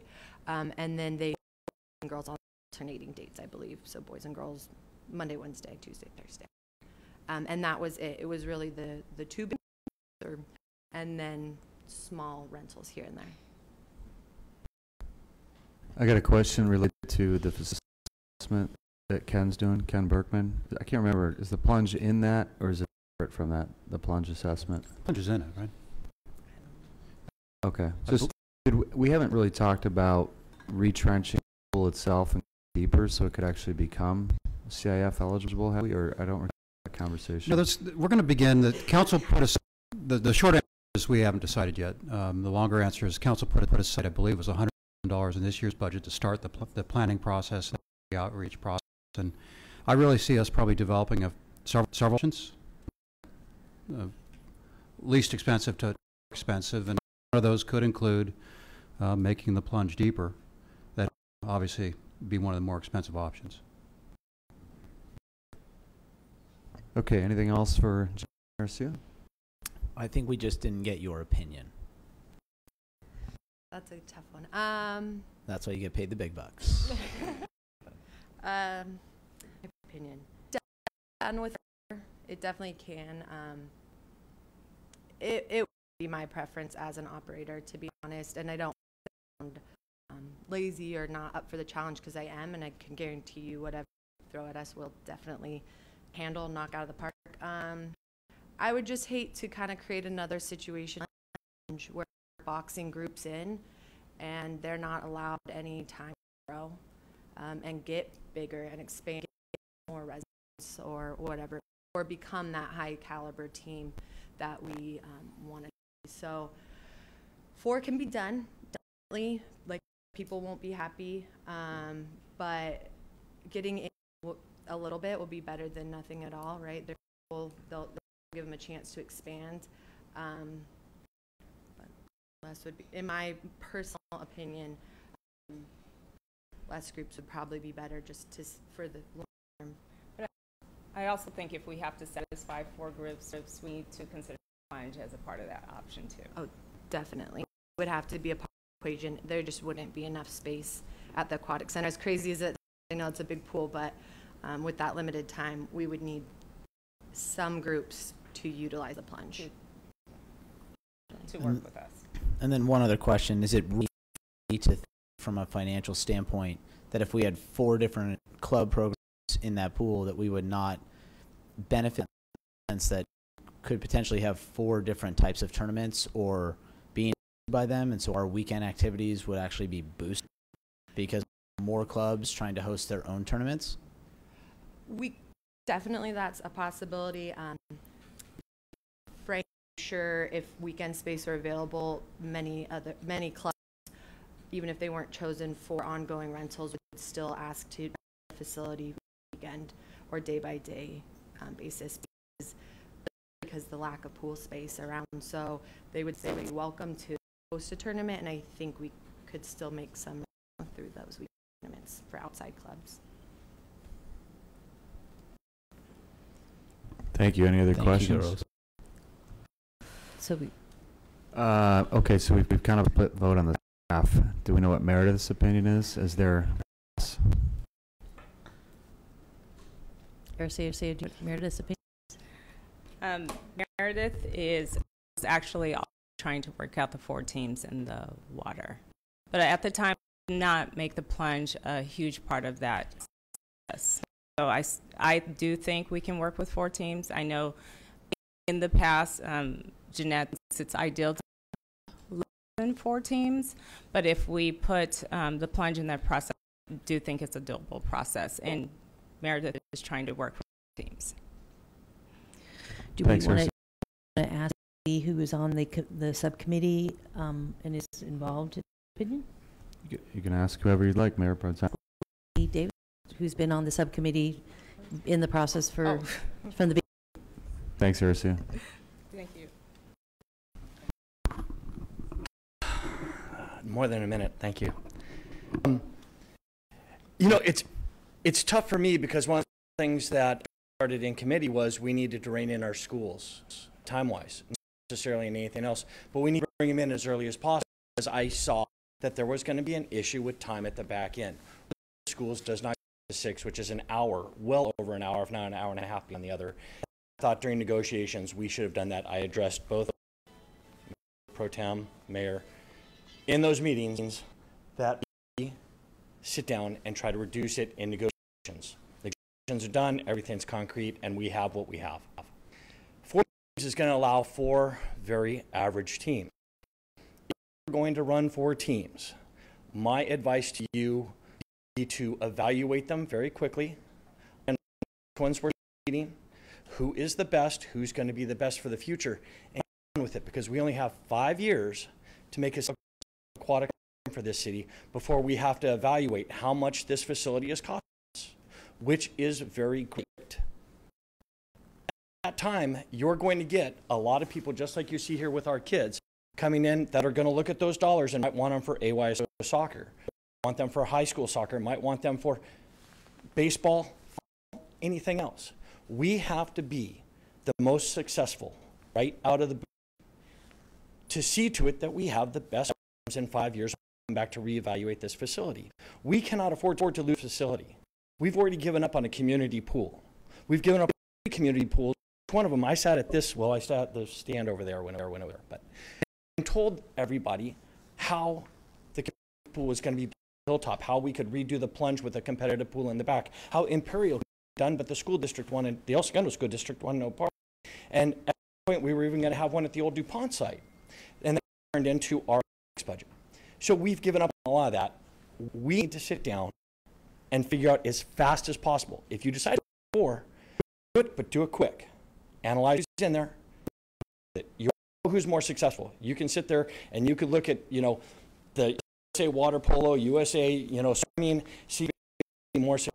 You can see who's got more kids in El Segundo. When you put those teams in this town, people in our town will go to those teams. As long as we're down, as we've all said in the Aquatics Committee, differential treatment to residents for admission to those teams. So it's priority registration, discount, because let's face it, we're not discounting a whole lot of anything. Everyone's paying top dollar. It sounds like one team set the bar, and that all from being poor, they can come up with the money. So apparently money's not a problem anymore for a lot of teams. Or maybe it is, I don't know. But you're going to have to make a hard and solid decision on how to be successful. It's not about, you know, being parents who just keep on feeding their kids. You know, this is, you as council people get adults now and kids know you have to take your vitamins. It might be hard, but we're going to have the best program possible in there. We might give it 6 months, year to sit down, evaluate it, see which one's most successful, see how they're running it, how they work with staff. I think staff has opinions too, but we're going to have to be successful, whether it be Trojan Water Polo, South Bay United. I think Alpha's already got a contract. But with that being said, we have to be successful. Please do not let this thing fail and hand it back to the Wiseburn schools. Don't get me wrong, I think they probably deserve it with $6 million acres. But that's not what we built it for. So think about it. Think very deeply about it. Some of you have had your kids or yourself go to teams, had to travel. If we put in a team that's not the best, we're still going to have parents travel. And I didn't pool not to have the best in it. And that's why I tried to say in a minute, put the in here, let us get on with it and build a solid aquatic program. That would be my opinion. Thank you. Thanks, Mr. Davis.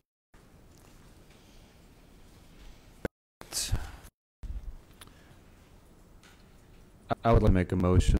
We go forward with staff recommendation for in all 4 pools and stick to the 5 criteria that we previously agreed upon. Do you want to add a caveat for review?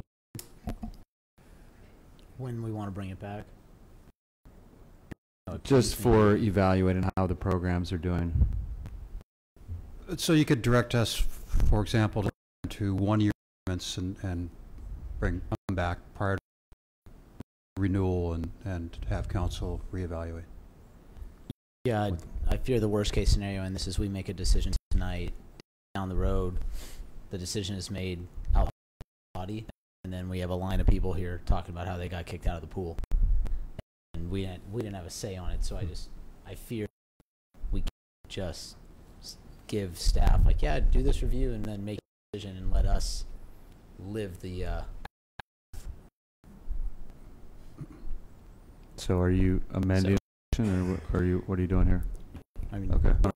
How do you want that review to be done? I don't know. Mark, Greg, what do you suggest? Well, you've already laid out the evaluation criteria.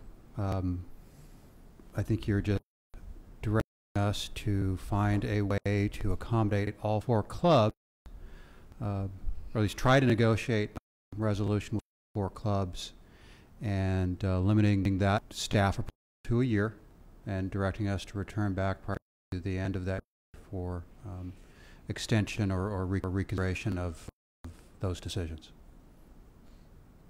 So I'd like to amend the motion then that we direct staff to accommodate all 4 programs. We work through the resolution on that, sticking to the same 5 criteria that we previously agreed upon in last meeting, and review period using those same success criteria about a year from now. Motion? Yeah. I'll second. I think I said I'll move. Did I? Yeah, I did, didn't I, Look, Tracy? you're also the mayor. You got to say, we have a motion. Do I Yes, have a second? yeah, thanks. Thanks, Scott.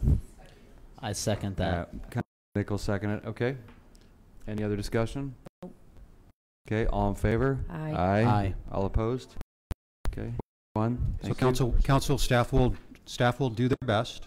You know, it'd be possible that after we split up these hours that one of the 4 teams is not helping and we end up with teams. Well, and if they don't That's like what you the voted for last time and they not to contract with us, Right. then the other teams can expand. Okay, thank you. Thank you. I just, yeah. Thinks we went against what we did last time, but this 5 criteria is exactly what we covered last time. Okay, okay. That's what I'm on, is it's the same 5 criteria that we agreed last time.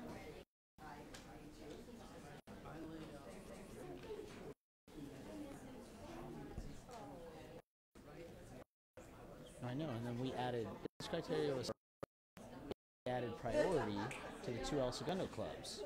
That was what we did. We added priority. No, we didn't. They still have priority.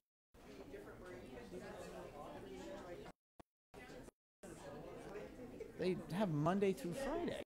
They're off Monday through Friday at the Aquatic Center. Currently, 17. It's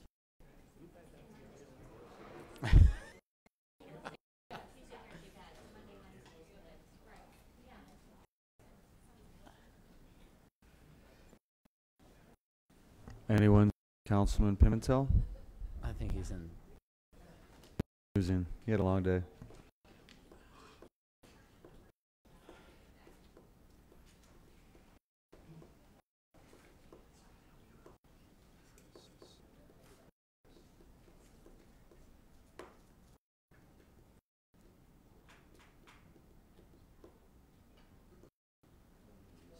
Now that we have our captive audience, right?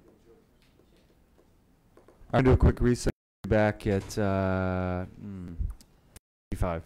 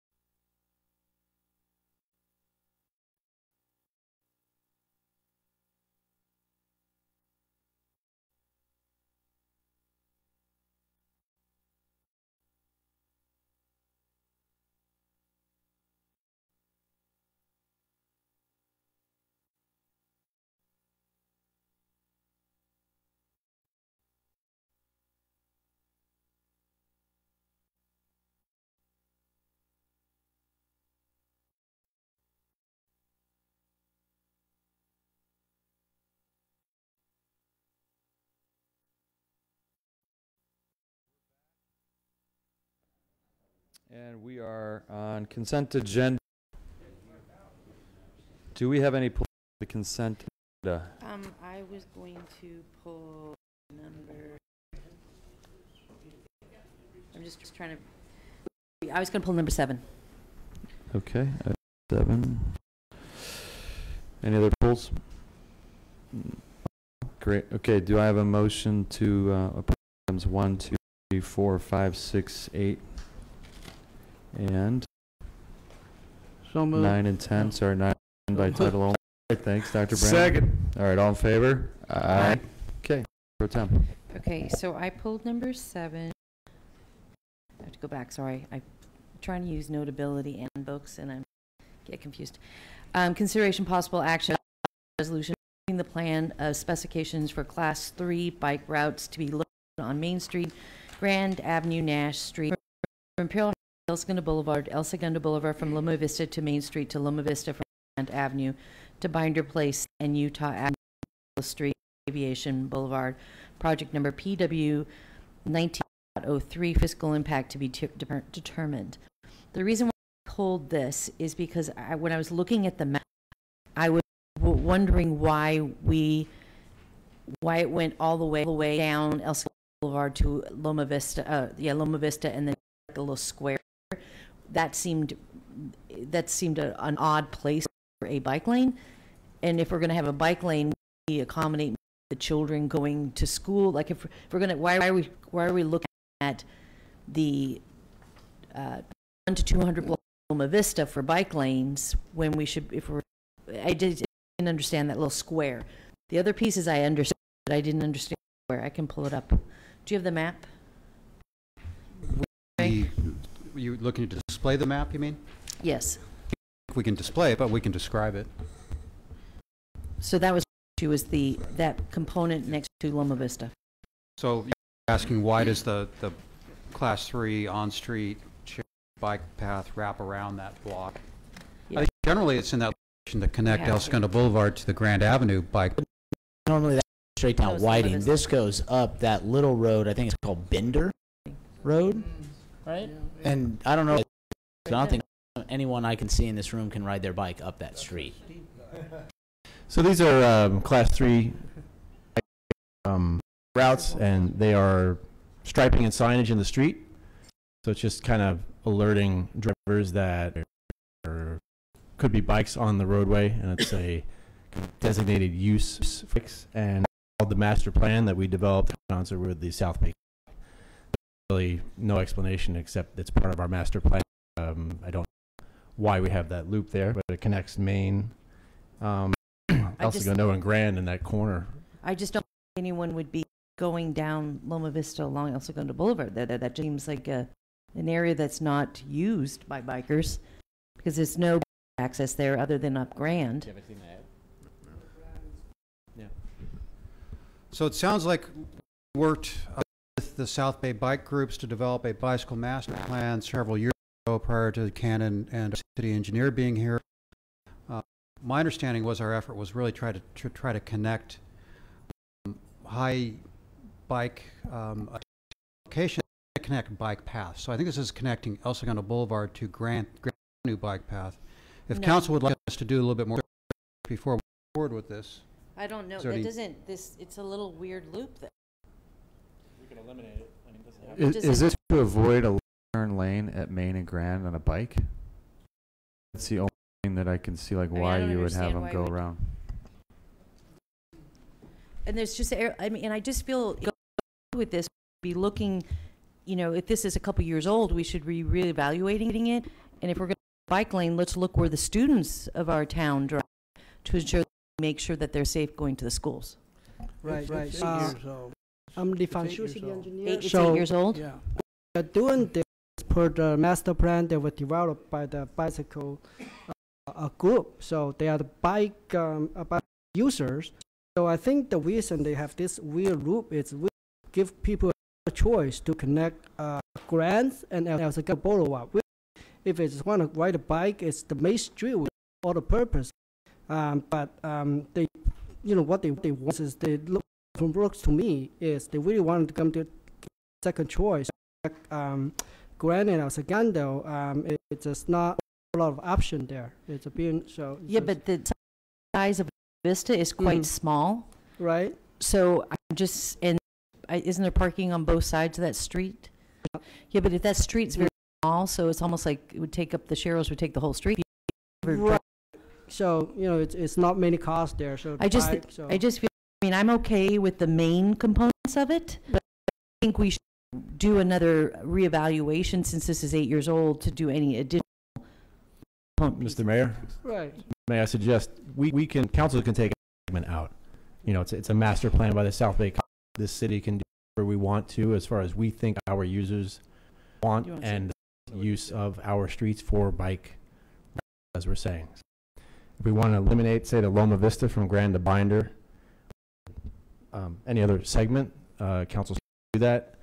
I would recommend we move forward with this plan that we have and modify it here. We want to bid, we want to get this done in the warmer weather. We're here at your. Ken, thanks. Who signed it? Was it the Bicycle Coalition group that was involved in this? We worked, Eric Bush and I worked on this with a coalition that had a grant, and all the beach cities came together. We did a Redondo library and came up with this before, you know, we had the money to put it in. That was our plan. We need to tweak it, you know, all this time later. Okay. I mean, I think maybe we ought to go back to that group if we're going to change anyway and get their opinion. Right, but the reality is all those residential streets that are very bicycle friendly if not for the hilly slope. So it's the primary focus of the bicycle group. They want to get the things on the major road, so that way they will give biker the space. But this speeding here, you know, talking about which route to go in the residential area, when there's in reality, when you're biking out there, it's you almost have the road itself. So this is really minor. We want to reload it. We could. That's not a problem. It's very minor. It's a change order. You know, we can go forward with it, but it's really minor point we're trying to adjust here.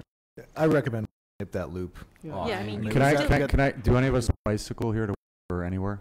I did for 5 years. Okay, got some really passionate residents that bike to work, to Culver City and other places that may have even been involved with this. I would just suggest we ask people of bicyclists for their opinion.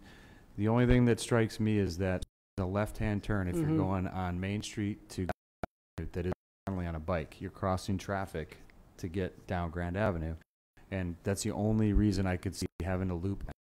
So I'm just suggesting that we should probably give the staff, in my opinion, the authority to make a change, but we ought to just ask a couple cyclists that bike that were involved in this process. Yeah, I mean, looking at, so I Googled real quick the South Bay Master Plan, and so what's not shown on the map in our packet is a lane that is not a primary, a secondary from Imperial all the way across Loma Vista, heading from the north, heading south on Loma Vista. So my thought here, the thinking behind it, is that they would not then jog on from Loma Vista to Whiting and Whiting out, because I believe now, if you're driving a car, the beach route is straight down El Segundo Boulevard, Whiting to Grand. There's a four-way stop, and then to the beach. And it appears that they continued it. Their thought process was to continue Loma Vista down Binder or Binder. The reality is that that's almost like one-way traffic on Binder. Yeah. And I think the application for our town in this step one is if we just chopped off that little section of El Segundo Boulevard and little section of Loma Vista and Binder, we are still getting the east-west traffic with a shuttle, which is key for come summertime. Correct. Right? Anybody riding, and then Main Street all the way across. Correct. North to south, which is the primary route to get down to the bike path. And as our engineer told us here, like when you are on a bike, you're going to ride whatever route you want. I can tell you right now, if you're coming down El Segundo Boulevard, you're not going to go, oh, there's a arrow on Binder, I'm going to make a left and go till to Loma Vista. You're just not going to do it. And to that point, you're not going to go to that fine two-way stop at Grand and Loma Vista. You're going to go to that four-way stop stop at Whiting because that's the safest place to cross on a bicycle. So I think we make the motion, we chop up Okay, off the piece, and if we get somebody from the coalition here yelling at us in a couple weeks, then we can do it further. Okay, Carol, Okay, you wanna so make a motion? I'll make a motion to approve it off this little piece of El Segundo Boulevard from Maine to Loma Vista and then Loma Vista on Loma Vista. If I may, Council, there are 6 segments on the second page of the report. So it looks like, say, the 4th and 5th segments, El Segundo Boulevard from Loma Vista and Loma Vista from Grand to Binder or Binder is what we're looking to eliminate. Yeah. So that would be the motion. Yeah, but we do want to keep all the way to Segundo Boulevard. Yes. Okay, perfect. So I'll make that motion. I'll second it. All in favor? Aye. No opposed. All right, that brings us to business. Item consideration and possible action to receive an informational report on the quarterly update of the strategic work plan for the first quarter of fiscal year 2018-19 fiscal impact none. Greg, who's Mayor, members of council, this is your work program update. Joe Lilio, our finance director, put together with assistance from all the department heads. It tells you the status of achievements, accomplishments. Do you have any specific questions about any of these? It's interesting to note that I think one of them has to do with expanding our bike lane, so we made progress there tonight, right? Oh, there's Joe. Councilman Nick, appreciate eliminate paperless or double entendre. We were given the gift of more paper here tonight. Is there a reason why we have more paper on the dais?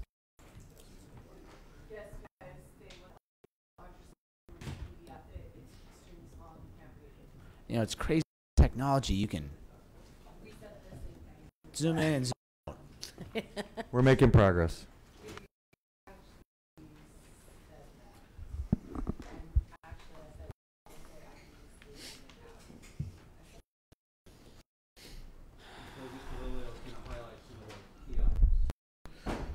All right, good evening, Mayor, City Council.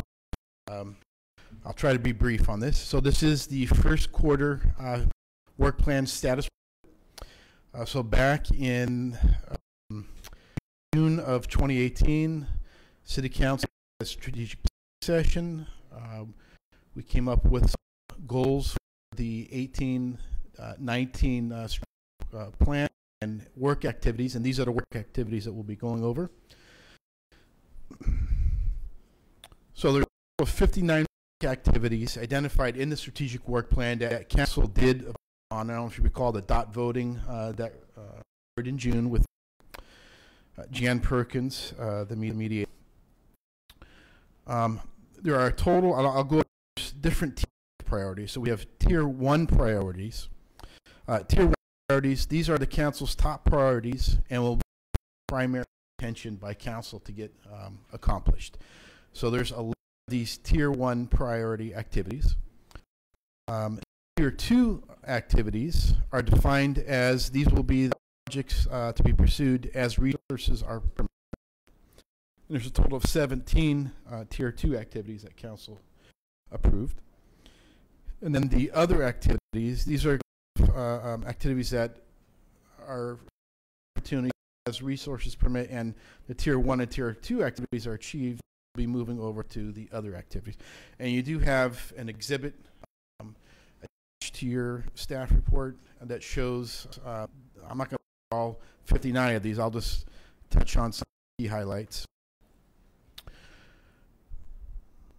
So on the tier 1 activities, all 11 are on track to be completed in 18-19. That's great success, so staff that these are the main focus of council.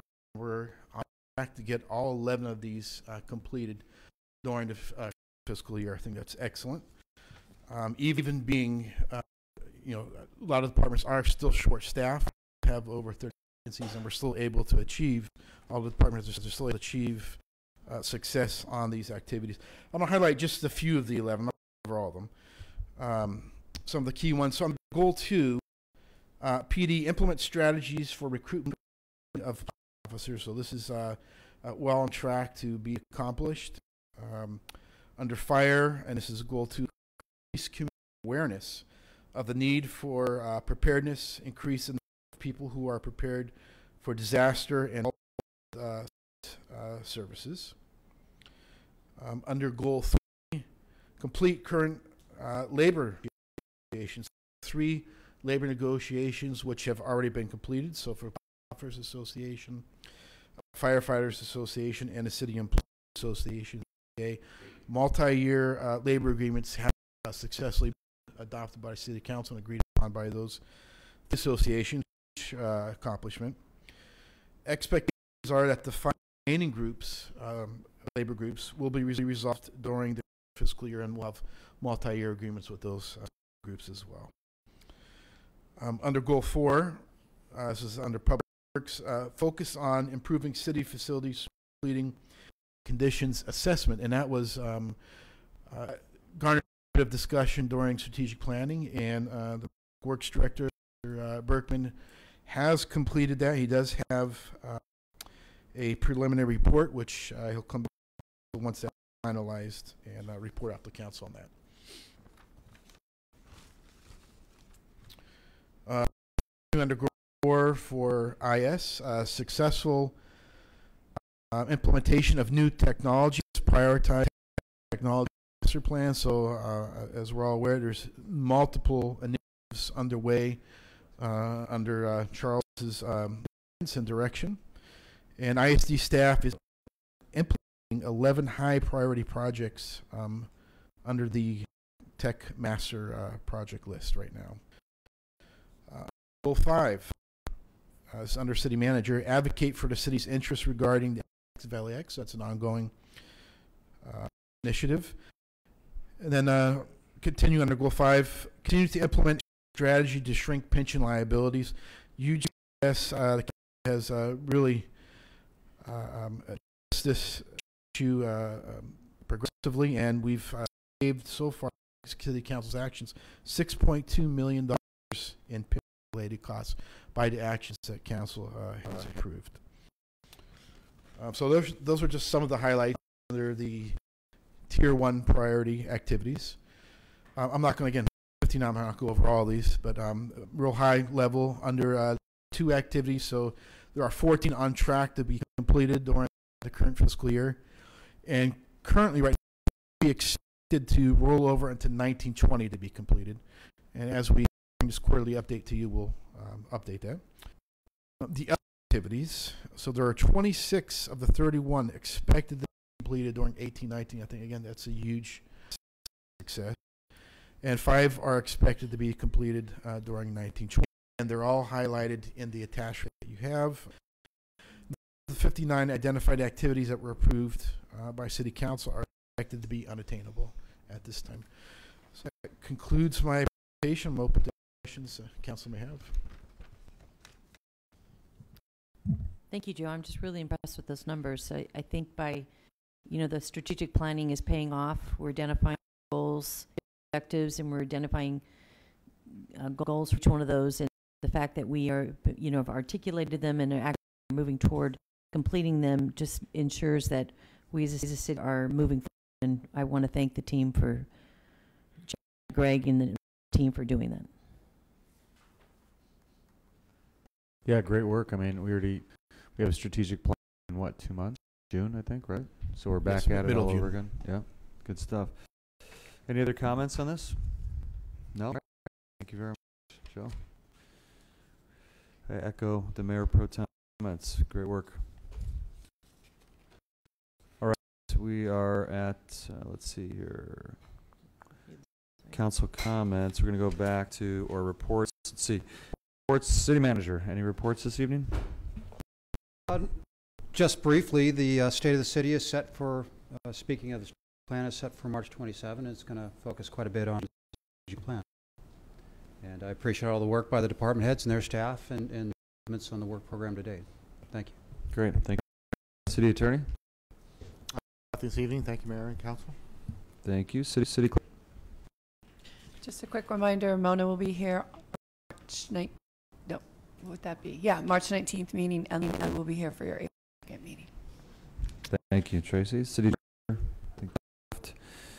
All right, City Council members, to Councilmember Pimentel.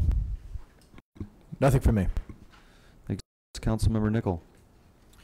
I would like to add a little bit of color to the aquatics item that we have heard numerous times. I believe I can speak for every council member by saying we do our absolute best to understand the position of every single resident of this town and to represent the resident of the town.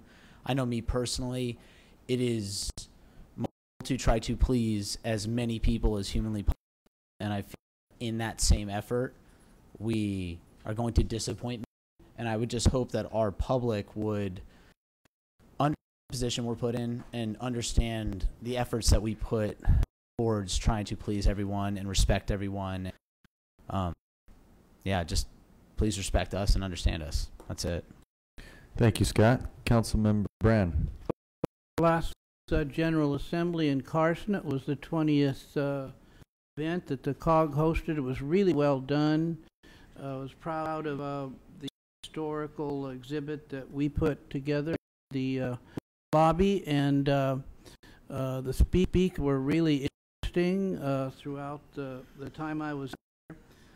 Looking forward to the 21st. The turnout was great, 400 or 500 people present, and wonderful job. The price was right. It was free. So, and also today I was Los Angeles Air Force Base. The put on a program there, really well done this morning, and Greg was there and Barbara to present us, and very nice job. So, thank you very much. Thank you, Don. All right, Mayor Pro Tem. I just give a compliment to Melissa, our new library director. I'm hearing out in the public that everyone's pleased with the programming that they've launched and some of the crafts, and they feel that the library is, new design with the new seating. Everything is really moving forward, and I heard it probably at least 5 times in the last couple of days how people were very pleased. So I want to thank you and the rest of your team.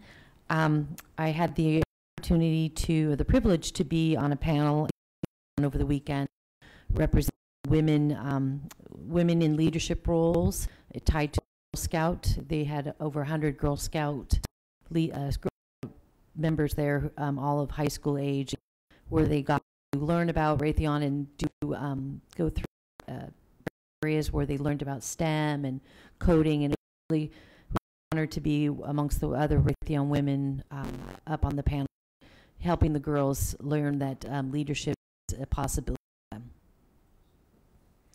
Thank you, Mayor Pro Tem. I have nothing. Public communication.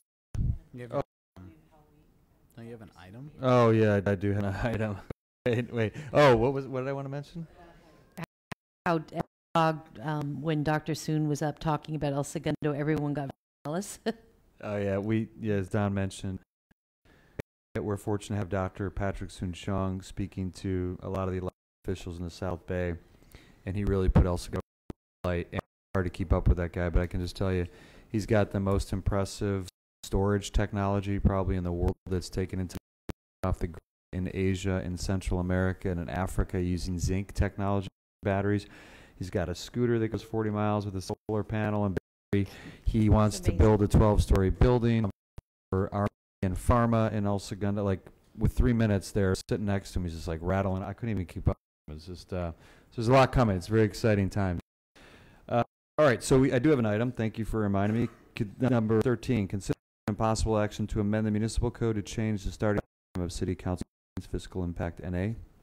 So the council and I, we've been here since 3 today because we had discussions related to our negotiations and potential litigation with Los Angeles World Airports, and we went into closed session.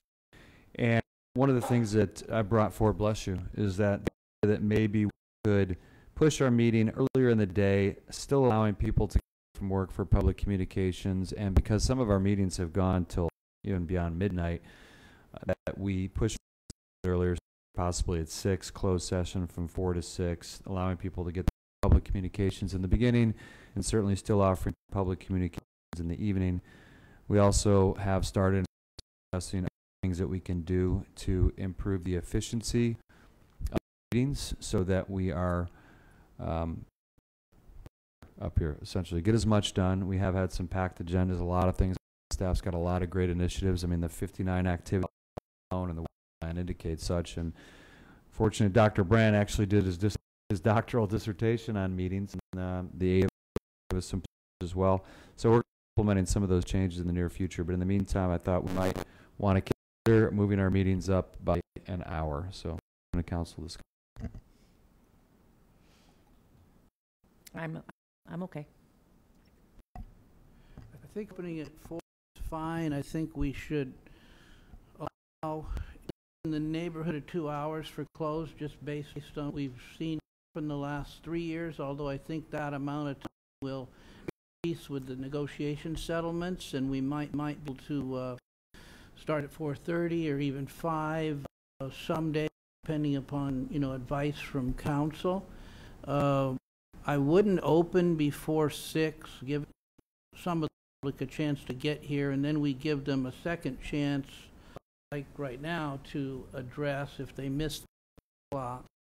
And so an hour could mean a big difference. So I think we should try, because not everybody's a night person like me, and you work long days, and then you come down here, and Mayor said we've been here since 3 o'clock. It's coming up on 9:30, and it makes for a long day. And we want to make our decision when we're freshest.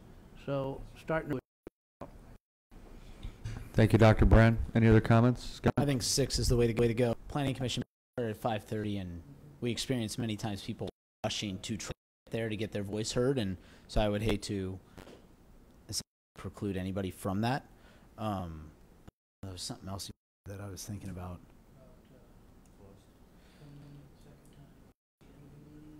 No. It had to do with You're far too young to experience the lapse. So I've been here since 3. He's all hopping youth soccer.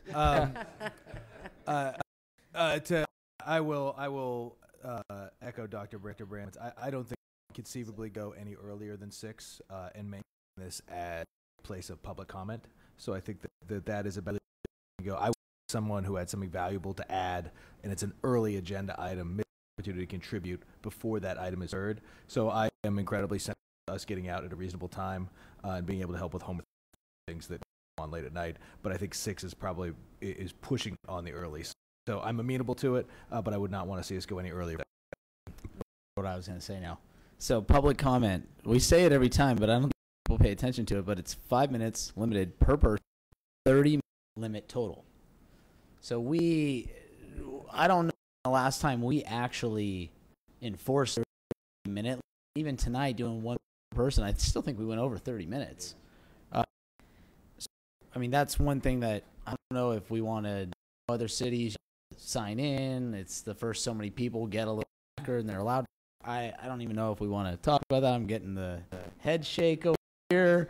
But I also think it's important that the right up and speak if they want to, especially with the students. And generally, if it's been long, it's because we've had a lot of students participate, and it's a wonderful opportunity for them to come and address and feel they can. And I would hate to limit that. So I think just how by managing the allotment time is probably enough. Yeah. And once we get on this, if we find out people are getting in here at 6:15 or 6:30, we could always public comment down a little further, further in our agenda, so they don't have to sit here till a couple hours. That's actually a good point. Yeah, so there's different things we could do. Going to one meeting a month really doesn't work, I don't think, for a city. Most small school districts a month are ordinances that roll over for second readings. We're slow enough processing things here in the city that I think that would be too tough on staff to have those kind of delays. Maybe dividing the types of items up in the first meeting of the month and the third meeting of the month, could work for us too. Yeah, I agree with you, Dr. Brann. And I think I want to commend I think by our strategic plan and having our initiatives and goals has helped us move along faster. That's why our meetings are shown jam-packed. We've got a lot of things going on, developments with the pool, with the whole, you know, the golf course. There's a lot going on in El Segundo, right. And I just want to thank staff for really keeping us on track and keeping, you know, adhering to those goals and concepts and our vision. I know the factors from my research, which is back in 81, 82, and really hadn't changed, that indicated the biggest causes of long board meetings, and we're not really guilty of any of those. We do our homework, we come prepared here, having studied the packet. We ask questions in advance, usually of staff, support them here, usually, and I don't think we do an excessive amount of grants. I think we don't stray from the agenda usually. Those are all the things that make meetings longer. I just think we've been pushing so much business here that we've probably done it about as fast as we can, and we may look at how many transactions we put on an agenda so that it's not too much all at once, honor 4 groups, and it gets you out of here pretty late. Yeah, thank you, Dr. Brann. All right, any other comments? Or so I will move that we consider the other ideas separately as a council, and we come to revisit those. That for now, we move our open city council. Yes. I think you're going to direct us to prepare an. Yeah, is that a resolution or an amendment to?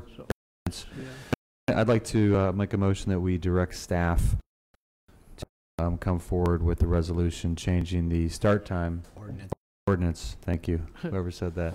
To 6 p.m. Man, it's not even 10 o'clock yet. Gotta have it. 4 p.m. for closed session, 6 p.m. for open session. Yes. Okay. Do we need to? We just need a second on that. I'll second that. Okay. All in favor? Aye. Aye. Okay. Unanimous. All right. One thing I forgot to mention, I apologize, is that it's pretty cool. Mayor Fuentes, when she was here, was really a civic project, the collaboration here. Greg, our city manager, had participated when he was in high school. We had, I don't know, a couple dozen students in the high school. Craig Gast put this program together, did an incredible job. Don was here. I think you guys weren't on council here as well, right? Yeah. No, okay, maybe the first part. The attorney. Okay, anyway, it was, if you were here, great. And it was a great program. And the El Segundo High School was awarded, selected to receive a Civic Learning Merit Award, and it was on that. So they also received word this week that El Segundo High School the distinction of a California distinguished school. So it's all good stuff, and I just like to mention that. And I don't have anything further mentioned earlier, so that is it. I think I've covered everything. Yes. Okay, we are adjourned. No, public comment. That's okay. Public issues. Oh, I think I asked for that earlier. Yeah. Okay, we're adjourned.